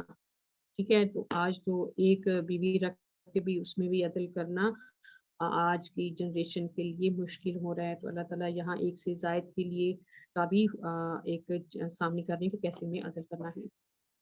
آگے 135 آیت کی طرف، اے ایمان والو انصاف پر قائم رہو اور اللہ کے لیے سچی گواہی، ہاں اپنے اس میں تمہارا یا تمہارے ماں باپ رشتہ داروں کا نقصان ہی ہو، اگر کوئی امیر ہے یا فقیر تو اللہ ان کا خیر خواہ ہے، تو تم خواہش نفس کے پیچھے چل کر عدل کو نہ چھوڑ دینا۔ اگر تم بیچدار شہادت دو گے یا شہادت سے بچنا چاہو گے تو جان رکھو اللہ تمہارے سب کاموں سے واقف ہے۔ مومنوں، اللہ اور اس کے رسول پر اور جو کتاب اس نے پیغمبر آخری زمان پر نازل کی، جو کتابیں اس سے پہلے نازل کی تھی، سب پر ایمان لاؤ، اور جو شخص اللہ اور اس کے فرشتوں اور اس کی کتابوں اور اس کے پیغمبروں اور روز قیامت سے انکار کرے گا وہ رستے سے بھٹک کر دور جا پڑا۔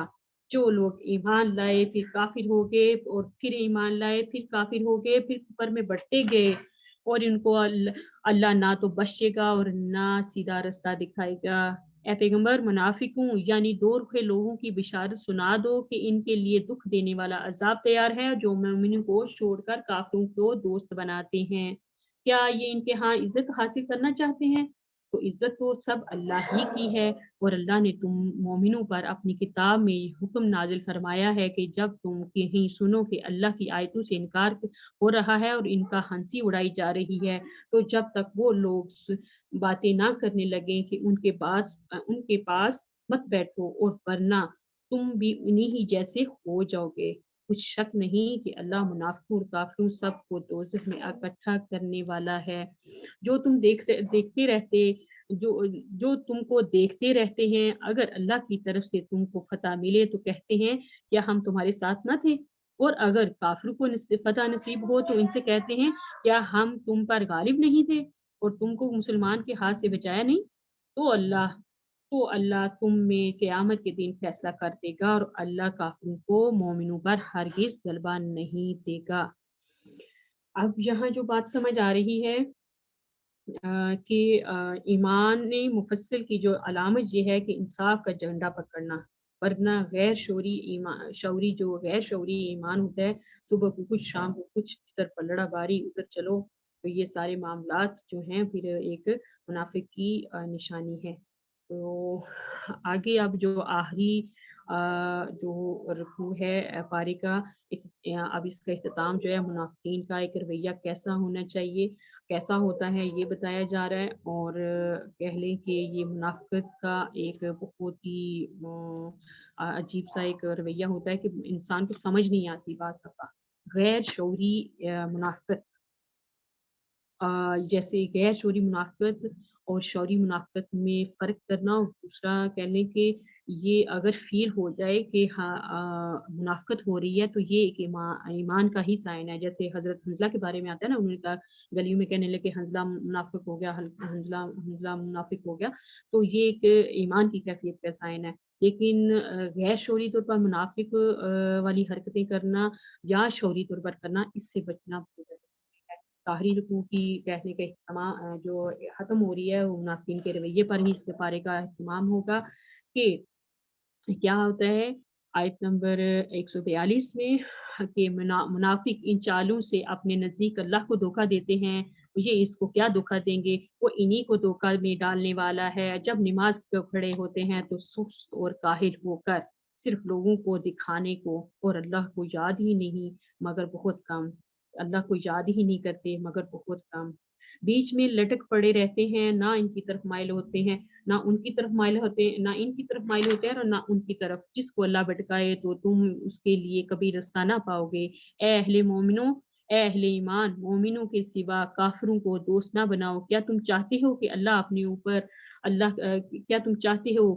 اپنے اوپر اللہ کا صریح الزام لو؟ کچھ شک نہیں کہ منافق لوگ دوزخ کے سب سے نچلے درجے میں ہوں گے اور تم ان کا کسی کو مددگار نہ پاؤ گے۔ ہاں، جنہوں نے توبہ کی اور اپنی حالت کو درست کیا اور اللہ کی رسی کو مضبوط پکڑا اور خاص اللہ کے فرما بردار ہو گئے تو ایسے لوگ مومنوں کے زمرے میں ہوں گے، اور اللہ ان قریب مومنوں کو بڑا ثواب دے گا اگر تم اللہ کی شکر گزار رہو اور اس پر ایمان لے آؤ تو اللہ تم کو عذاب دے کر کیا کرے گا؟ اللہ تو قدر شناس ہے، وَكَانَ اللَّهُ شَاكِرًا عَلِيمًا۔ بہت ہی خوبصورت اختتام ہوا کہ اللہ تعالیٰ قدر شناس ہے، اللہ تعالیٰ دانا ہے۔ اگر تم اس طرح کے حرکتیں کر بھی لیتے ہو لیکن توبہ کر لی، اصلاح کر لی، اللہ کی رسی کو مضبوطی سے پکڑ لیا، قرآن کو مضبوطی سے پکڑ لیا، اپنے آپ کو خالص کر لیا دین کے لیے، اللہ تعالیٰ اس کی قدر کرنے والا ہے اور پچھلی تمام چیزوں کو معاف کر دے گا اور آگے اللہ تعالیٰ آپ کو نیک ایمان والوں میں شامل کر لے گا۔ اللہ تعالیٰ ہمیں اس میں جو احکامات ہیں اس بارے میں ان پر عمل کرنے کی توفیق دے اور ان کو پروموٹ کرنے کی توفیق دے اور ان کو برننگ ایشو بنانے کی توفیق دے تاکہ ہم ایک اچھا خاندان قائم کر کے ایک اچھا معاشرہ قائم کریں۔ تو یہ آج کی آیات تھی ہمارے سامنے، وَمَا عَلَيْنَا إِلَّا الْبَلَاغُ الْمُبِينُ۔ ٹھیک ہے جی، اجازت دیجیے، السلام علیکم ورحمۃ اللہ وبرکاتہ۔ وعلیکم السلام ورحمۃ اللہ وبرکاتہ۔ جزاک اللہ خیر کثیر سمیرا۔ چلیں ہم آدھے منٹ کی بریک لیتے ہیں انشاءاللہ اور اس کے بعد پھر ریفلیکشن کی طرف آئیں گے انشاءاللہ تعالی۔ آدھے منٹ کی بریک لے لیں انشاءاللہ، پانی شانی پی لیں۔ اللهم صل على محمد وعلى آل محمد كما صليت على إبراهيم وعلى آل إبراهيم إنك حميد مجيد۔ اللهم بارك على محمد وعلى آل محمد كما باركت على إبراهيم وعلى آل إبراهيم إنك حميد مجيد۔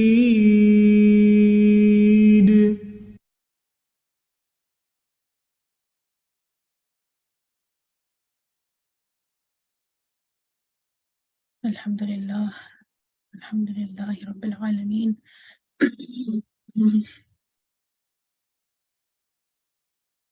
الحمد للہ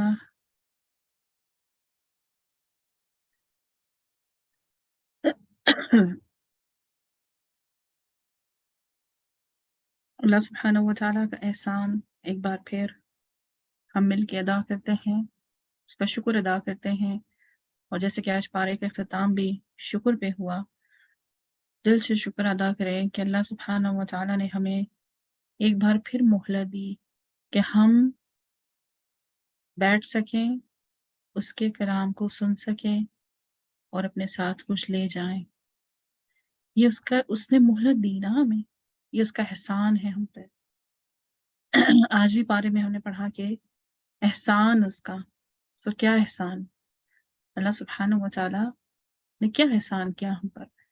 یہی احسان کیا کہ اس نے ہمیں مہلت دی کہ ہم یاد دہانی دوبارہ سے کریں کہ ہم کیوں آئے ہیں اور ہمیں ہمارا مقصد کیا ہے آنے کا اور ہمیں جانا کدھر ہے، ہماری منزل مقصود کیا ہے نا؟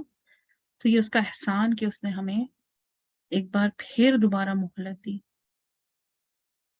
ہمیں زندگی عطا کر کے، اور ہمیں موقع دیا کہ ہم اپنا حساب اپنا آخری عمل، اپنی آخری سانس کو بہتر بنا سکیں، ہے نا؟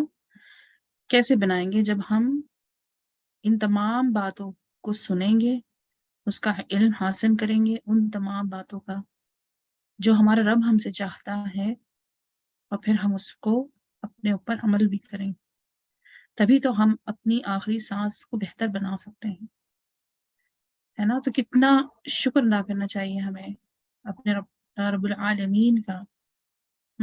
اور آج کی سب سے خوبصورت جو بیچ میں جو ایک آیت آئی تھی کہ غلطی ہو جائے تم سے، کوئی برا کام ہو جائے، کوئی گناہ ہو جائے، اتنا مجھے پیار آ رہا تھا اللہ سبحانہ و تعالیٰ پہ وہ آیت پڑھنے کے بعد۔ ویسے تو ہے، لیکن جب وہ ایک ایمان تازہ ہو جاتا ہے نا، ایک ریفریشنگ سی سچویشن بن جاتی ہے کہ غلطی کوتاہی ہو جائے، گناہ ہو جائے، سرزد ہو جائے، کوئی برا کام ہو جائے، تو لوٹ آؤ اپنے رب کی طرف، دروازہ کھلا ہے نا؟ دروازہ ہر وقت کھلا ہے، انتظار میں کہ میرا بندہ کب آئے گا میرے پاس، اور جیسے ہی میرا بندہ آئے گا تو اس کو ویلکم کیا جائے گا۔ سبحان اللہ، کتنی خوبصورت صفات ہے اللہ سبحانہ و تعالیٰ کی، التواب الرحیم، کتنا خوبصورت اسماء الحسنہ ہے نا، کہ جو بھی ہو جائے سرزد، لوٹ آؤ، گناہ ہو جائے، غلطی ہو جائے، اس کو قبول کرو، اس کو سوچو کہ میں نے کیا ہے، یہ نہیں بھی ہوا تو کوئی بات نہیں، استغفار کر لو، لوٹ آؤ۔ سبحان اللہ، سبحان اللہ۔ اللہ تعالیٰ ہم سب کی کوششوں کو قبول فرمائے۔ اللہ سبحانہ و تعالیٰ سے دعا ہے کہ اللہ سبحانہ و تعالیٰ ہمارے آخری حساب کو آسان فرما دے۔ اللہم حاسبنا حسابا یسیرا، کہ یا اللہ آخری جو ہمارا حساب کتاب ہے وہ آسان کر دے ہم پہ، اور ہم سے راضی ہو جا۔ یہی تو چاہیے ہمیں کہ رب کو راضی کرنا ہے، رب راضی تو سب راضی، ہے نا؟ رب راضی تو سب راضی۔ چلے جی انشاءاللہ کچھ کی طرف چلتے ہیں، تھوڑا سا پڑھنے سے پہلے آپ سے ریفلیکشن پوائنٹ لیتے ہیں انشاءاللہ کہ آپ نے آج کے پارے سے کیا سیکھا۔ تو جو آپ نے سیکھا ہے تو وہ آپ بتائیں۔ چلیں سمیرہ جی، اوور ٹو یو انشاءاللہ، میرے خیال سے ریفریش ہو گئی ہوں گی، یا نہیں تو پھر میں کروا لوں، مجھ بتا دیں۔ جی سیدہ جی آپ کروائیے۔ ٹھیک ہے جی انشاءاللہ۔ چلیں جی، کون شیئر کرے گا آج کے پوائنٹ انشاءاللہ کہ آپ نے آج کے پارے سے کیا سیکھا، اور آج آپ کیا لے کے جا رہے ہیں اپنے ساتھ اس پارے کے توسط سے انشاءاللہ۔ جی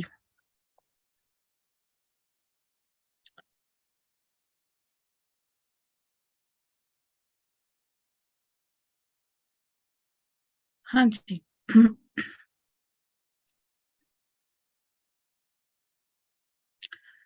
جی ربیہ جی، ایک منٹ، جی جی اب بولیں۔ جی اس میں تو بہت ہی آج ماشاءاللہ آیات ساری ہی وہ عمل والی تھیں۔ ایک تو یہ مجھے لگا کہ جو منافق پر آیات آئی ہیں اور نماز جو ان پہ بھاری ہوتی ہیں، تو اس میں ہم اپنا جائزہ لے سکتے ہیں کہ فجر اور عشاء کی نماز جیسے منافق پر بھاری ہوتی ہے تو ہماری اس میں کیا حالت ہوتی ہے کہ ہم سستی سے اور یعنی اس طرح خشوع کے بغیر جاتے ہیں یا بوجھ سمجھ کے جاتے ہیں، تو اس میں ہم اپنا جائزہ لے سکتے ہیں۔ اور دوسرا سلام کی اس میں آئی تھی کہ سلام لوٹانا، تو اس سے مجھے یاد ہے ایک آنٹی تھی تو انہوں نے مجھے بتایا کہ سلام کرنے سے جو اللہ تعالیٰ نے فرمایا کہ محبت بڑھتی ہے، حقیقتاً ایسا ہی ہوتا ہے۔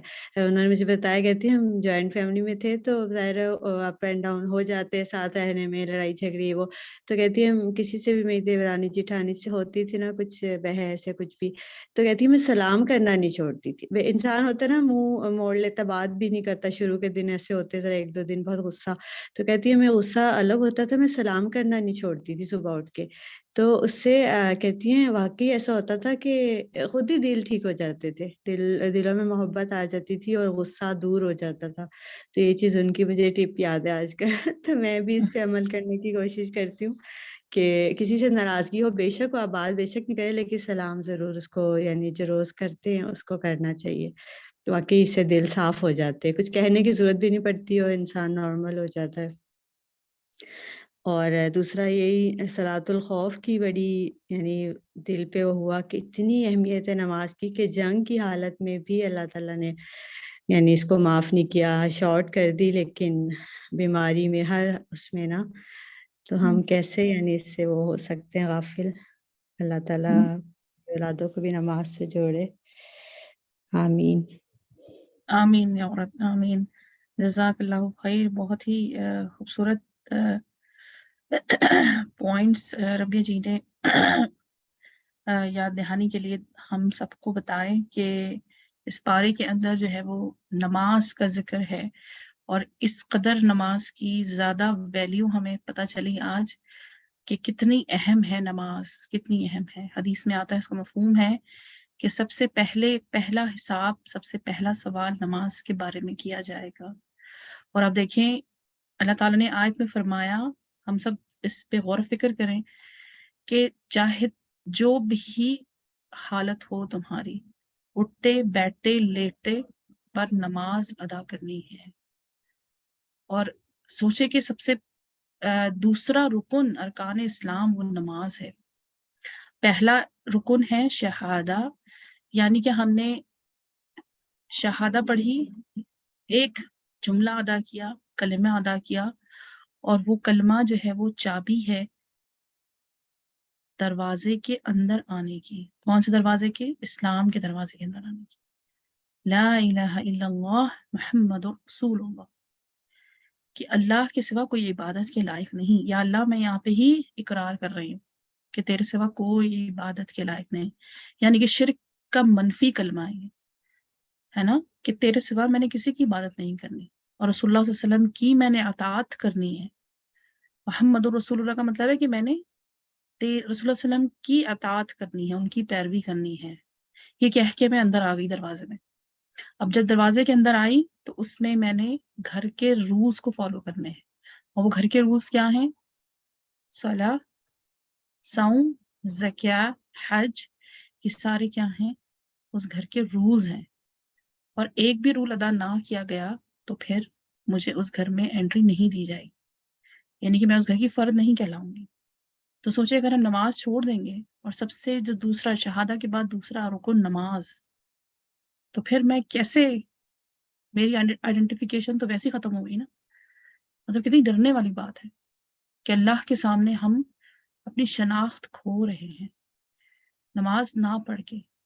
سب سے بڑی کوتاہی ہم سے نماز کے ساتھ ہوتی ہے، ہم سے صرف نماز کے ساتھ ہوتی ہے۔ تو شیطان تو مسلسل بیٹھا رہتا ہے نماز مس کرانے کے لیے۔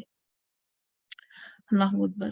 اللہ تعالیٰ ہم سب کو توفیق عطا فرمائے، مجھ سمیت، کہ ہم جو اہم ارکان ہیں، جو ہماری شناخت ہے، ہم اس کو ہی مضبوطی سے پکڑیں، تاکہ اللہ کے سامنے جب ہم حاضر ہوں تو خوشی دل کے ساتھ قلب سلیم لے کے حاضر ہوں۔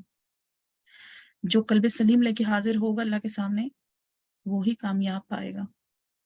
جو قلب سلیم لے کے نہیں حاضر ہوگا وہ کامیاب نہیں ہوگا۔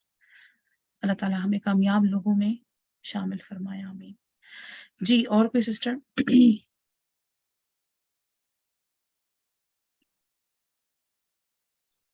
نے کیا سیکھا آج؟ میم جی اس میں ایک اور بات نماز سے ریلیٹڈ ہی آپ نے جیسے کہا تو اتنی نماز سے برکت ہوتی میم. جیسے میں یعنی ابھی ہم نے صحیح بخاری کا پارٹ 1 کیا ہے تو 9 to 12 ہماری آن لائن کلاس ہوتی تھی. تو کبھی کبھار ایسا بھی ہوتا تھا کہ پتہ چلتا ہے آج یعنی میڈ نہیں آئی ہے اور سارے کام پھیلے ہوئے اور پہلے کلاس لے کے تو آپ یقین کریں مجھے کام سب پھیلے ہوتے تھے اور لیکن میں پہلے اول وقت میں کہتی تھی پہلے میں نماز پڑھ لوں اس کے بعد اللہ تعالیٰ میری مدد فرمائیں گے. اور آپ یقین کریں کبھی کبھی ایسا ہوتا تھا لیٹ بھی ماسی آ جاتی تھی یا میرے یعنی پہلے اگر ہم نماز پڑھ لیتے سارے وقت میں برکت ہو جاتی تھی. ایسا لگتا تھا اللہ تعالیٰ نے فرشتوں سے مدد کی ہے کیونکہ ہم لیڈیز زیادہ تر کیا کرتی ہیں گھر کے کاموں میں لگی رہتی ہیں. نماز لیٹ ہو جاتی ہے نہانے دھونے کے جی اب نہا کر ہی پڑھیں گے اکثر میں نے دیکھا ہے. تو میں ان سے بھی کہتی ہوں پہلے نماز پڑھ لینا تو اللہ تعالیٰ کام بھی آسان کر دیں گے. تو یہ حقیقت ہے نماز کی برکت ہے اول بے وقت میں شک پڑھنے. ایسا ہی ہوتا ہے. اور وہی نماز جو ہے وہ سب سے بہترین اور افضل نماز ہے جو جی جس کے لیے ہم کوشش کریں سب سے پہلے اٹھ کے اسی سے ہی برکت آتی ہے. نماز سے ہی برکت آتی ہے گھر میں. ہر چیز ہر کام ہمارے ایسے آسان ہو جاتے ہیں کہ ہم سوچ بھی نہیں سکتے. بالکل. اور مطلب یہی ہوتا ہے ہم اپنی یعنی جو ہمارا کوالٹی آف ٹائم ہے وہ اس میں ہم نماز پڑھ لینا اچھی یعنی ہم بھی کاموں سے تھک جاتے ہیں نا تو پھر ہم اچھی نماز نہیں پڑھ سکتے خشوع سے. اگر ہم فریش ہو کے ایکٹیو اس حالت میں پہلے نماز پڑھ لیں تو پھر ہم یعنی وہ تھکاوٹ نہیں ہوتی نا اس میں جو ہم کاموں سے بالکل تھک جاتے ہیں. بالکل. اور پھر اس میں وہ مزہ بھی نہیں رہتا لطف بھی نہیں آتا. وہ کہتے ہیں نا خشوع اور خضوع تو اسی میں آتا ہے جب ہم افضل وقت پہ اور تیاری کے ساتھ اس کو اٹینڈ کریں گے. ملاقات نماز کیا ہے؟ رب سے ملاقات ہر وقت ہے. تو رب سے ملاقات کے وقت کے لیے ہم کتنی جدوجہد کرتے ہیں اور کتنا فاسٹ جاتے ہیں.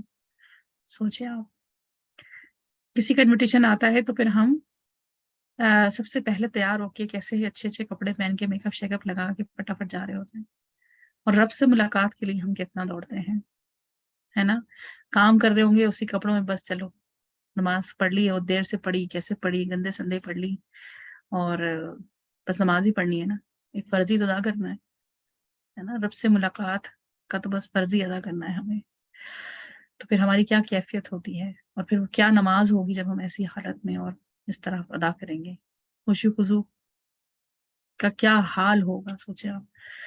اللہ تعالیٰ ہم سب کو توفیق عطا فرمائے مجھ سمیت کہ ہم اس کے احکامات کی لسٹ میں بہترین طریقے سے اتر سکیں. آمین.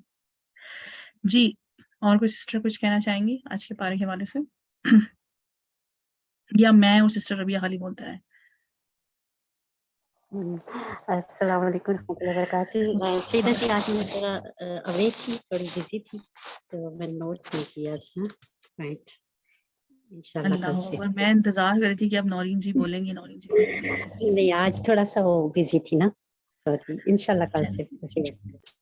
چلیں جی ہم نے آپ کو کل کا وقت دیا انشاءاللہ. یہ تو اللہ تعالیٰ نے ہمیں وقت دیا ہے. اللہ تعالیٰ نے ہمیں مہلت دی ہے انشاءاللہ. جی اور کوئی سسٹر کچھ کہنا چاہیں گی آج کے پارے کے حوالے سے؟ تو پھر انشاءاللہ ہم آگے چلتے ہیں. آگے چلیں سمیرہ جی.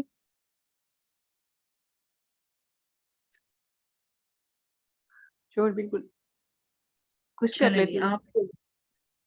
آپ کروا رہی ہیں کوئی؟ چلے میں کرواتی ہوں. جی انشاءاللہ. اچھا جی بسم اللہ الرحمن الرحیم. سب سے پہلا سوال ہے جی قرآن میں وضو کے فرائض میں کون کون سا فرض شامل ہے؟ کلی کرنا، ہاتھ دھونا، پاؤں ٹخنوں تک دھونا.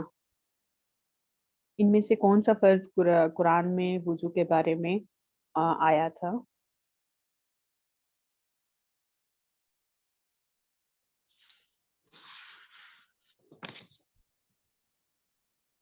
جی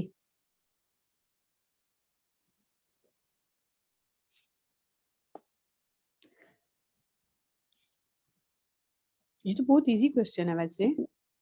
میں بتا دوں. جی جی بتائیے.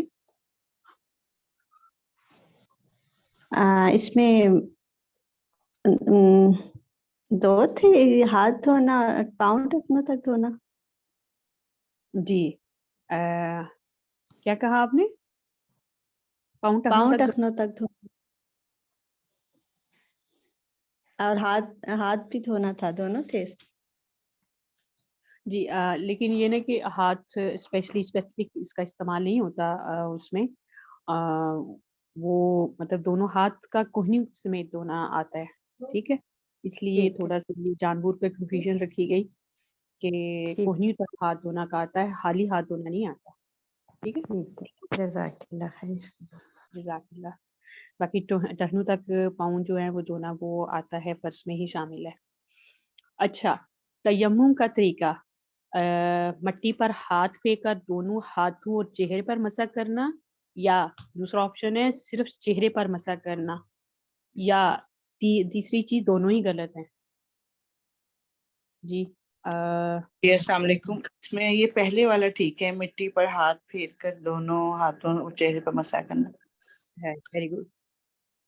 जी नेक्स्ट क्वेश्चन। अच्छा, आयत और अमल की बात, लिमा तक़ूलूना मा ला तफ़अलून, जो तुम कहते हो जो तुम करते नहीं। तो आपने क्या आज की आयत सुनकर अमल किया और उन पर कोई एक आयत तो उसका तर्जुमा बताइए। इससे ये तो सब एक-एक शेयर करें ज़रूर। कौन सी आयत सुनकर आपने जी सईदा जी आप? मेरे लिए जो आयत थी वो थी शिर्क वाली आयत जो सामने आई थी कि अल्लाह के साथ तुम शिर्क नहीं करो, ये अल्लाह को सख्त नापसंद है। यानी शिर्क कोई छोटी चीज़ नहीं है, शिर्क बहुत बड़ी चीज़ है कि जो भी है सबसे पहले मैं अल्लाह से ही माँगूँ और अल्लाह से ही तवक्कल करूँ, उसी पे ही भरोसा करूँ।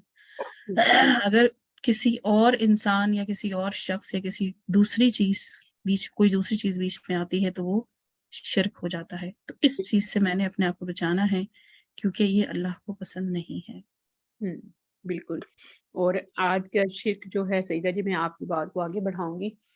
आज का शिर्क ये बुतों वाला नहीं, ये जो अपने दिल को ही बुत बना लिया हुआ है ना, ये सबसे बड़ा शिर्क है। तो इससे भी जी। बचना बहुत ज़रूरी है। मैंने बहुत वही अच्छी कहा था ना कि उसकी तो बहुत सारी किस्में हैं ना, और शिर्क जी, असगर और शिर्क अकबर दोनों इस क्वालिटी, दोनों खुसूसियात, दोनों उसकी वो टाइप्स है ना, तो दोनों ही टाइप्स को सामने मद्देनजर रखते हुए मैंने हुँ, हर हाल में अपने आप को शिर्क से बचाना है।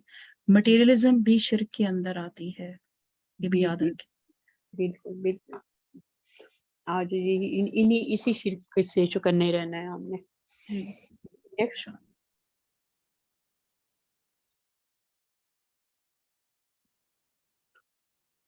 जी नेक्स्ट किसी ने कोई आयत नहीं ली? रबिया आमिर। जी,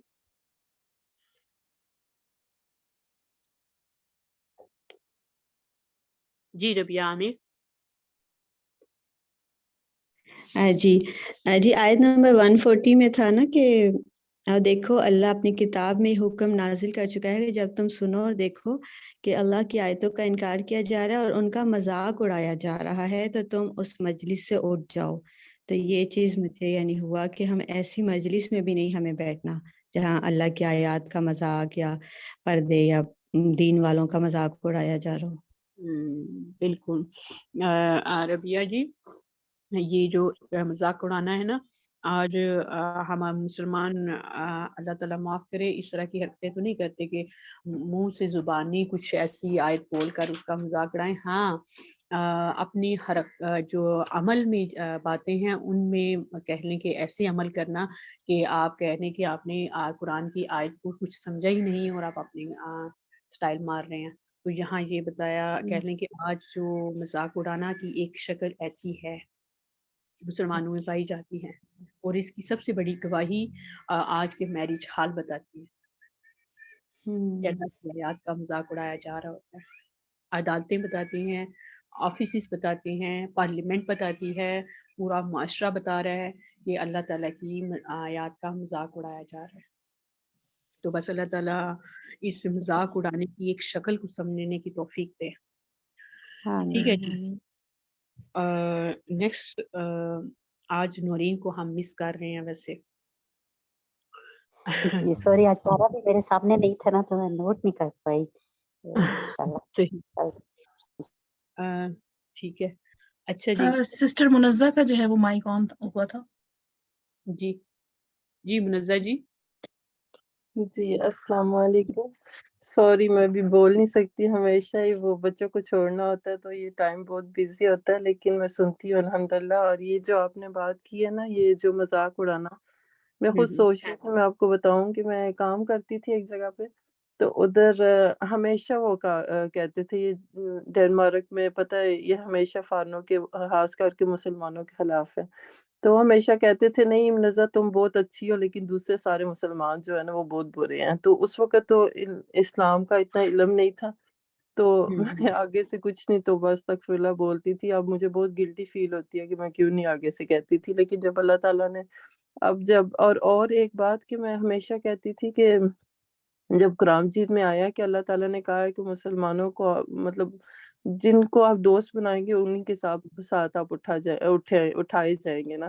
تو میری دوست ہوتی تھی ڈینش ہی ہوتی تھی نا ہمیشہ، اور میرے ابو ساروں نے کہنا کہ آپ نا کم مطلب دوستی زیادہ مسلمانوں کے ساتھ کیا کرو، لیکن کم ڈینشوں کے ساتھ. گزارے کے لائق تو بولنا ہوتا ہے، کیونکہ ہم نے بالکل تو نہیں چھوڑنا نا. اگر آپ بالکل چھوڑیں گے تو دعوت دینا بھی ہمارے لیے مشکل ہوگا نا. تو میں ہمیشہ کہتی تھی نہیں یہ تو قرآن مجید میں لکھا ہی نہیں ہوا، یہ تو یہی نہیں ہے. لیکن توبہ استغفراللہ جب اب میں پڑھتی ہوں، اب پڑھا تو وہ بھی اس میں قرآن مجید میں اللہ تعالیٰ نے واضح لکھا ہوا کہ مطلب جن دوستوں کے ساتھ آپ دوست بنواؤ گے انہی کے ساتھ اٹھائے جاؤ گے. تو الحمدللہ میں نے اپنے پہ بہت زیادہ مطلب کام کیا، اور اس پہ میں نے چھوڑا کہ زیادہ تر مسلمانوں کے ساتھ ہی، اور وہ مسلمان جو مجھے کچھ اچھی ہدایت دیں، نہ کہ وہ مسلمان جو پتہ ہے وہ کافی بدعتیں چل رہی ہیں، کافی غلط طریقے چل رہے ہیں، اور پھر ہم انہی کے پیچھے چلنے شروع ہو جاتے ہیں. لیکن ایک اور چیز تھی کہ وہ ایک آئی تھی نا کہ تم بڑے گناہوں سے بچو، تجتنبوا کبائر، کہ مطلب بڑے گناہوں سے بچو. تو بڑے گناہ ہم مطلب یہ ہم نارمل سمجھ کے نا ان کو کرتے رہتے ہیں، کہ مطلب یہ صرف یہ نہیں ہوتا کہ اللہ تعالیٰ کے ساتھ شریک کرنا، جادو کرنا، کسی کو قتل کرنا، یتیم کا مال کھانا، ایسے مطلب اتنی ساری چیزیں ہیں جو اس میں آتی ہیں. تو یہ بھی کہ جھوٹی گواہی دینا، تو ہم کتنا کچھ نکال جاتے اس میں. تو یہ کتنا بڑا گناہ ہے نا. تو یہ اس لیے میں سوچ رہی تھی کہ انسان کو خود اپنا بھی جائزہ لینا چاہیے کہ اس میں ہم خود تو نہیں کچھ کرتے، کچھ ہمارے میں تو نہیں خرابیاں جو ہم ان چیزوں کو کرتے ہیں اور پھر بھول جاتے ہیں. تو اللہ پاک معاف کرے، اور اللہ تعالیٰ ہم سب کو ہدایت دے، مجھے بھی دے، تو ہمارے بچوں کو بھی دے ہدایت. جی آمین. بہت شکریہ منزہ جی، بہت اچھے پوائنٹ آپ نے شیئر کیے. دوستی ایکچولی دوستی سے منع کیا گیا، معاملات سے نہیں منع کیا گیا، اچھے اخلاق سے نہیں منع کیا گیا. تو بس اپنی انسان کی صحبت سے ہی پہچانا جاتا ہے.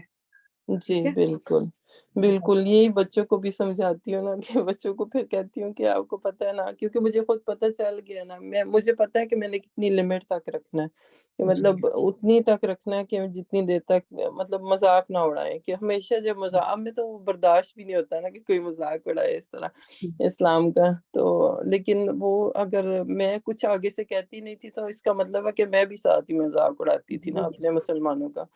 تو اللہ پاک معاف کرے، اور ہدایت اللہ تعالیٰ جب دینا چاہے تو وہ دے ہی دیتے ہیں.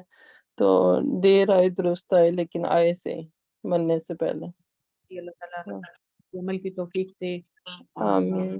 گرا گناہ سب سے اہم عورتوں کے دائرہ کار میں دیکھا جائے تو قتل، شتم، اس طرح کے میں کہتی ہوں کہ الحمدللہ جو اس محفل میں بیٹھے ہوئے ہیں ایسے کام تو نہیں. ہاں ایک میں نہ چاہتے ہوئے بھی غیبت سننا اور غیبت کرنا، جی وہ بھی گناہ کبیرہ میں آتا ہے. اس میں میں اپنا محاسبہ ہر وقت کرتی رہتی ہوں کہ میں کہتی ہوں اللہ تعالیٰ اس سے بچائے. یہ جی اور ماں باپ کے ساتھ بھی نا، جی بالکل ٹھیک ہے آپ نے. جی ماں باپ کے ساتھ بھی برا سلوک کرنا، وہ بھی ہم ہیں تو اب سمجھدار ہی ہیں، لیکن ینگ ایج میں انسان کر جاتا ہے. जब शादीशुदा होते हैं तो फिर हमें ज़्यादा अहमियत होती है माँ बाप की कि उन्होंने कितना हमारे साथ किया, तो वो भी कबीरा गुनाहों में ही आता है कि अल्लाह पाक माफ़ करे कि से माफ करें। जी सईदा जी आप? जी सिस्टर मुनज़्ज़ा की बात को ही थोड़ा सा कंटिन्यू करूंगी कि अभी जो हम आज ही हमने आयत पढ़ी ना पारे में कि अल्लाह सुब्हानहू व तआला फरमाते हैं कि गलती हो जाए, गुनाह हो जाए तो पलट आओ, है ना।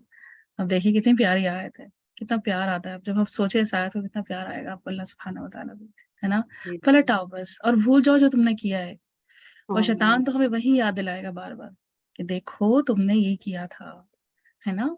रिग्रेट दिलाएगा हमें, तो जी हमने वो नहीं सोचना। हमारे पास तो पहले इल्म नहीं था ना, अब तो इल्म आ गया अल्लाह की तौफीक से, अल्लाह ने हमें हिदायत दी अल्हम्दुलिल्लाह। तो हमने बस दिल से अल्लाह ताला से बस इस्तिग़फ़ार करते रहना है, तौबा करते रहना है, उम्मीद के साथ, भरोसे के साथ, तवक्कुल के साथ इंशाअल्लाह। और इस आयत को हाँ सामने रखें, अल्लाह ताला खुद ही कहते हैं आ जाओ मेरी तरफ, आ जाओ मैं तुम्हें माफ़ कर दूँगा। जी अल्हम्दुलिल्लाह। आज की अल्हम्दुलिल्लाह ये सूरा भी ना यही थी कि बार-बार अल्लाह ताला एंड पे अल्लाह ताला गफूर रहीम और कितनी सख्त आयत थी, मुनाफिकीन के बारे में आ रही थी क्या करते हैं, लेकिन अल्लाह ताला फिर कह रहे हैं यू टर्न ले लो, अपने आप को रिन्यू कर लो, तो अल्लाह ताला जो है बुर्दबार हैं, हलीम हैं, माफ़ कर देंगे। बिल्कुल, अल्लाह ताला तौबा इस्तिग़फ़ार करने वालों में शामिल कर के रखे। जी नेक्स्ट इसके अलावा कोई और आयत अपनी शेयर करना चाहता है आज के हवाले से तो ज़रूर।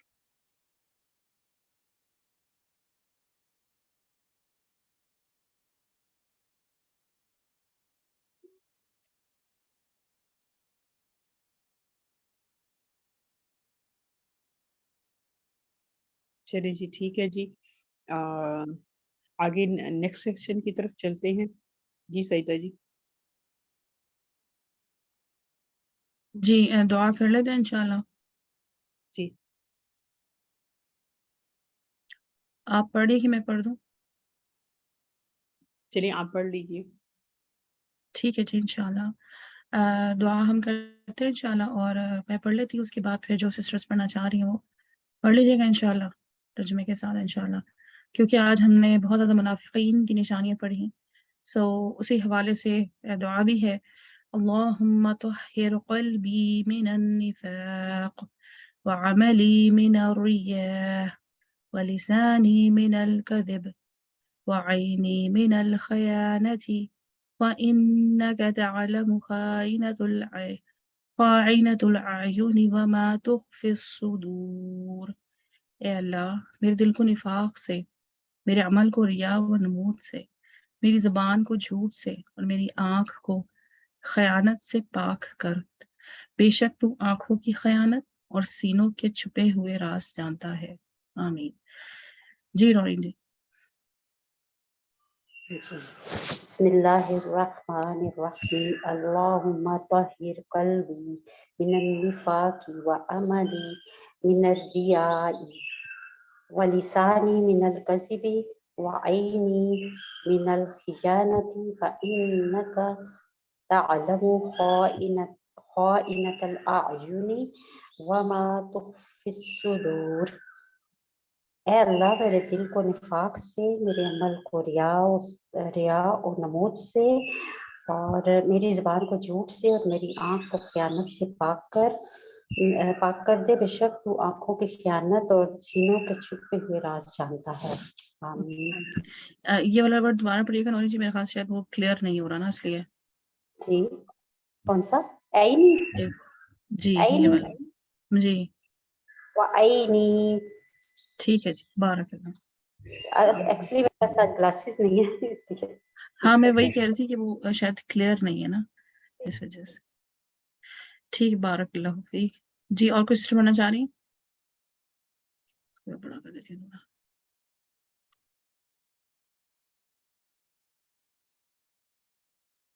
जी दुआ पढ़ना चाह रही हैं कोई और सिस्टर? रबिया आप पढ़ेंगी? जी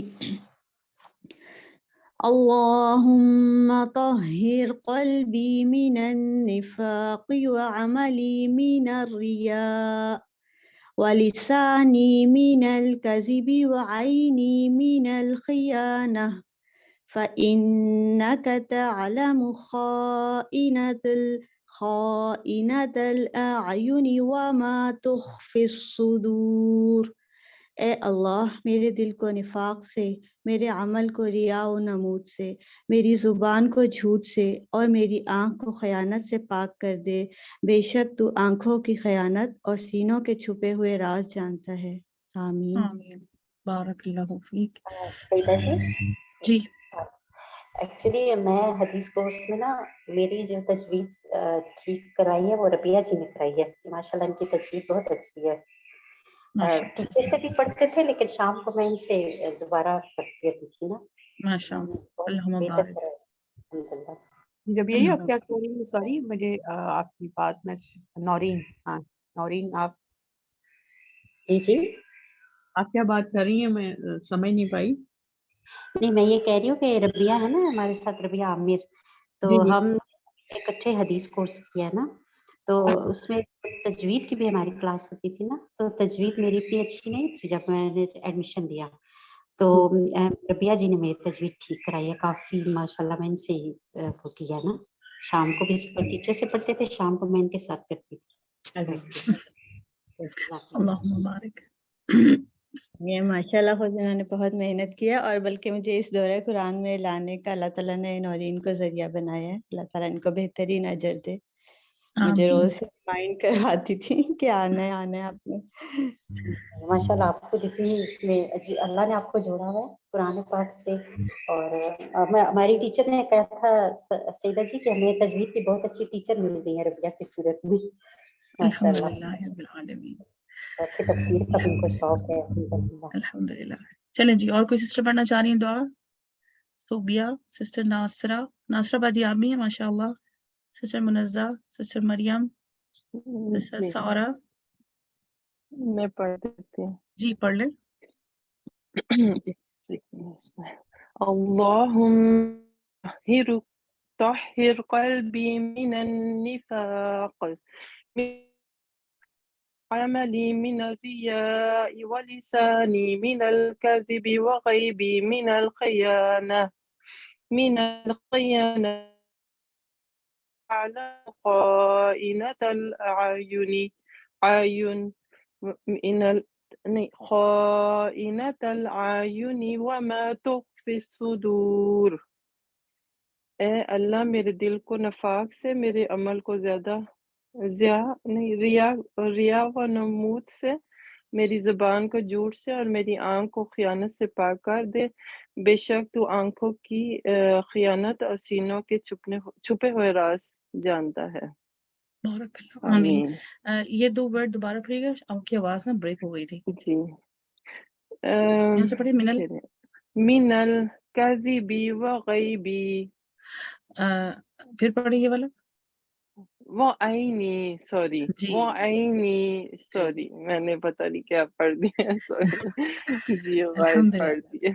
عینی ہے نا، جی عینی، یعنی کہ آنکھوں کی، عین کہتے ہیں، عین آنکھ کہتے ہیں نا، عین بالکل میری آنکھوں کی آنکھ کو خیانت سے پاک کرتے ہیں۔ جی آمین۔ بارک اللہ فیک، جزاک اللہ خیر۔ جی اور کس پڑھنا چاہ رہی ہیں؟ اصل میں جی السلام علیکم۔ وعلیکم السلام ورحمۃ اللہ۔ جی میری یہ فرسٹ کلاس ہے آپ کے ساتھ۔ مجھے اہلاً وسہلاً، ویلکم۔ جی مجھے ٹیچر شاسما نے بیسکلی لنک شیئر کیا تھا، وہ ہماری تجوید کی ٹیچر ہیں۔ جی بارک اللہ فیک، الحمدللہ۔ جی تو میں کوشش کرتی ہوں، ویسے میں بھی تجوید کی اسٹوڈنٹ ہوں اور بہت انیشیل لیول پہ بھی میں نے مطلب سٹارٹ کیا ہے۔ جی بسم اللہ کریں۔ ہاں جی بسم اللہ۔ آپ سے سیکھنے کو موقع ملے گا ہمیں انشاءاللہ۔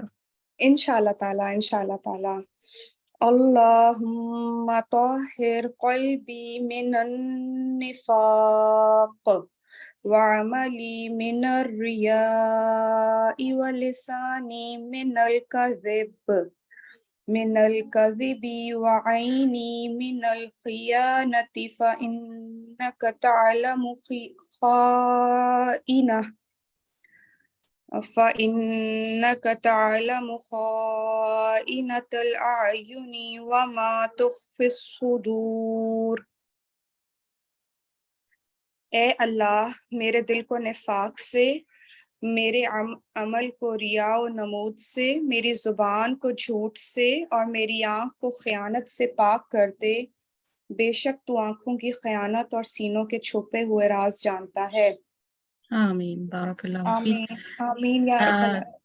تھوڑا سا یہ آپ کا نا با کسرہ تھوڑا سا لانگ کا یہاں پہ، اس کو اچھا انشاءاللہ دیکھ لیجیے گا. اور یہاں پہ صرف یہ مدیہ ہے نا، تو ہم اس کو جی زیادہ لانگ تو نہیں کریں گے، خو اس طرح تو نہیں کریں گے نا. اوکے خائنہ تھا بس سمپل مدیہ ہے تو ہم اس کو اچھا اینا ٹھیک ہے. جی انشاءاللہ. جی کاذب پہ میری با پہ لمبی حرکت ہو رہی تھی. جی تھوڑا سا لانگ چلا گیا تھا با کسرہ. اچھا ٹھیک ہے اوکے انشاءاللہ میں انشاءاللہ. ضرور دے. جزاک اللہ خیر. بارک اللہ فیک. چلے جی جی انشاءاللہ اللہ سبحانہ و تعالیٰ ہم سے قبول فرمائے. آمین. آمین یا رب العالمین. آمین یا رب العالمین. سسٹر مریم ہم کل بھی امید کریں گے کہ آپ جوائن کریں گے انشاءاللہ. جی انشاءاللہ مجھے بس ٹائمنگز کنفرم کر دیں. جی یہی ٹائمنگ ہے، سیم ٹائمنگ انشاءاللہ. ہم کل چھٹا پارہ کریں گے انشاءاللہ. انشاءاللہ تعالیٰ. چلے جی سمیرہ جی. 10 to 12 نا ان کو جی 10 to 12 ہے نا، صحیح بچے ان کو بتا دیں 10 to 12. ہاں جی پاکستان ٹائم کے مطابق 10 سے 12 بجے انشاءاللہ، صبح کے 10 جی سے 12 بجے جی انشاءاللہ تعالیٰ انشاءاللہ I'll be there انشاءاللہ. اوکے جی. جی سمیرہ اوور ٹو یو. جی دعا پڑھ دوں؟ ہاں جی آپ نے پڑھی تھی دعا والی جو ابھی سب پڑھ رہے تھے یہ والی؟ اچھا ہاں ٹھیک جی ہے پڑھتی ہوں. بسم اللہ آپ الرحمن دعا الرحیم. پڑھ لیں، اس کے بعد پھر آپ اینڈ کر دیجیے گا انشاءاللہ. ٹھیک ہے ٹھیک ہے جی. اللہم طہر قلبی من النفاق وعملی من الریاء ولسانی من الكذب وعینی من الخیانات فإنک تعلم خائنة العیون وما تخفی الصدور. اے اللہ میرے دل کو نفاق سے، میرے عمل کو ریا اور نمود سے، میری زبان کو جھوٹ سے اور میری آنکھ کو خیانت سے پاک کر دے. بے شک تو آنکھوں کی خیانت اور سینوں کے چھپے ہوئے راز جانتا ہے. آمین. سمیرہ جی یہاں پہ تھوڑا سا انشاءاللہ دیکھ لیجیے گا، نون فتحہ ڈائے اس کو ہم لوگ نہیں کریں گے یہاں پہ نا، تھوڑا سا لانگ ہو گیا تھا یہاں پہ نا. ٹھیک ہے ٹھیک ہے انشاءاللہ. خیانت. جی خیانتی سمپل خیانتی. ٹھیک ہے سیدہ جی یہاں پہ تھوڑی سی مسٹیک ہوئی اسمیرا جی سے، من القذب بھی ہے نا تو من القذب بھی آپ نے پڑھ دیا تھا، اس میں جو کسرہ ہے ذات کے نیچے. اچھا یہ میں نا آج یہ جب پڑھ رہی ہوں اور میں عرصہ دراز سے یہ سورہ یہ نا دعا زبانی پڑھ رہی ہوں، آج میں نے یہ دیکھا کہ میں اس کو من القذبی ابا پڑھتی، من القذبی وعینی من خیانات. اچھا جب آپ یہاں پہ رکیں گی، اگر آپ سٹاپ کر رہی ہیں تو پھر آپ کذب پڑھ سکتی ہیں نا، لیکن اگر آپ اس کو کنٹینیو رکھیں گی تو کذب ہی پڑھیں گی. ٹھیک ہے جی ٹھیک ہے. جیسے اگر آپ یہاں پہ سٹاپ کر کے ایک یہاں پہ ایک وہ ختم ہو گیا نا سینٹینس ولسانی من الکذب، تو آپ یہاں پہ اگر سٹاپ کرنا چاہیں تو آپ یہاں پہ کر سکتی ہیں سٹاپ، لیکن سٹاپ کریں گے تو صرف با پڑھیں گے کذب. اچھا پھر اس کو فتح کے ساتھ پڑھیں گے جب آپ اسٹاپ کریں گے؟ ہاں جی مطلب با پہ ساکن آ جائے گا نا، من الکذب کذب. ٹھیک ہے کذب پڑھیں گے نا، وہی میں کہہ رہی ہوں کذب نہیں، میں فتح کی بات کر رہی ہوں زال کے اوپر. اچھا آپ زال کی بات کر رہی ہیں. ہاں یہ مسٹیک ہوئی تھی اسمیرا جی سے، کذب ٹھیک ہے سمیرہ آپ یہ بھی دیکھ لیجیے گا انشاءاللہ. ٹھیک ہے اور یہاں پہ بھی کوئی پرابلم تھی، میں بھول گئی کیا تھا، لیکن یہاں پہ بھی تھوڑی سی پرابلم تھی. خائنۃ اعینی ہے تو اس کو بھی کچھ ہوا تھا ٹیڑھا. ہاں اعینی جی ٹھیک ہے انشاءاللہ. ٹھیک ہے جی انشاءاللہ ضرور. سبحانک اللہم وبحمدک اشہد ان لا الہ الا انت استغفرک واتوب الیک. ٹھیک ہے جی السلام علیکم ورحمۃ اللہ وبرکاتہ. اجازت دیجیے انشاءاللہ کل سیم ٹائم پہ سیم ایپ پہ انشاءاللہ ملاقات ہوگی. اللہ حافظ. वालेकुम अस्सलाम। وعلیکم السلام ورحمۃ اللہ وبرکاتہ. جزاکم اللہ خیرا کثیرا.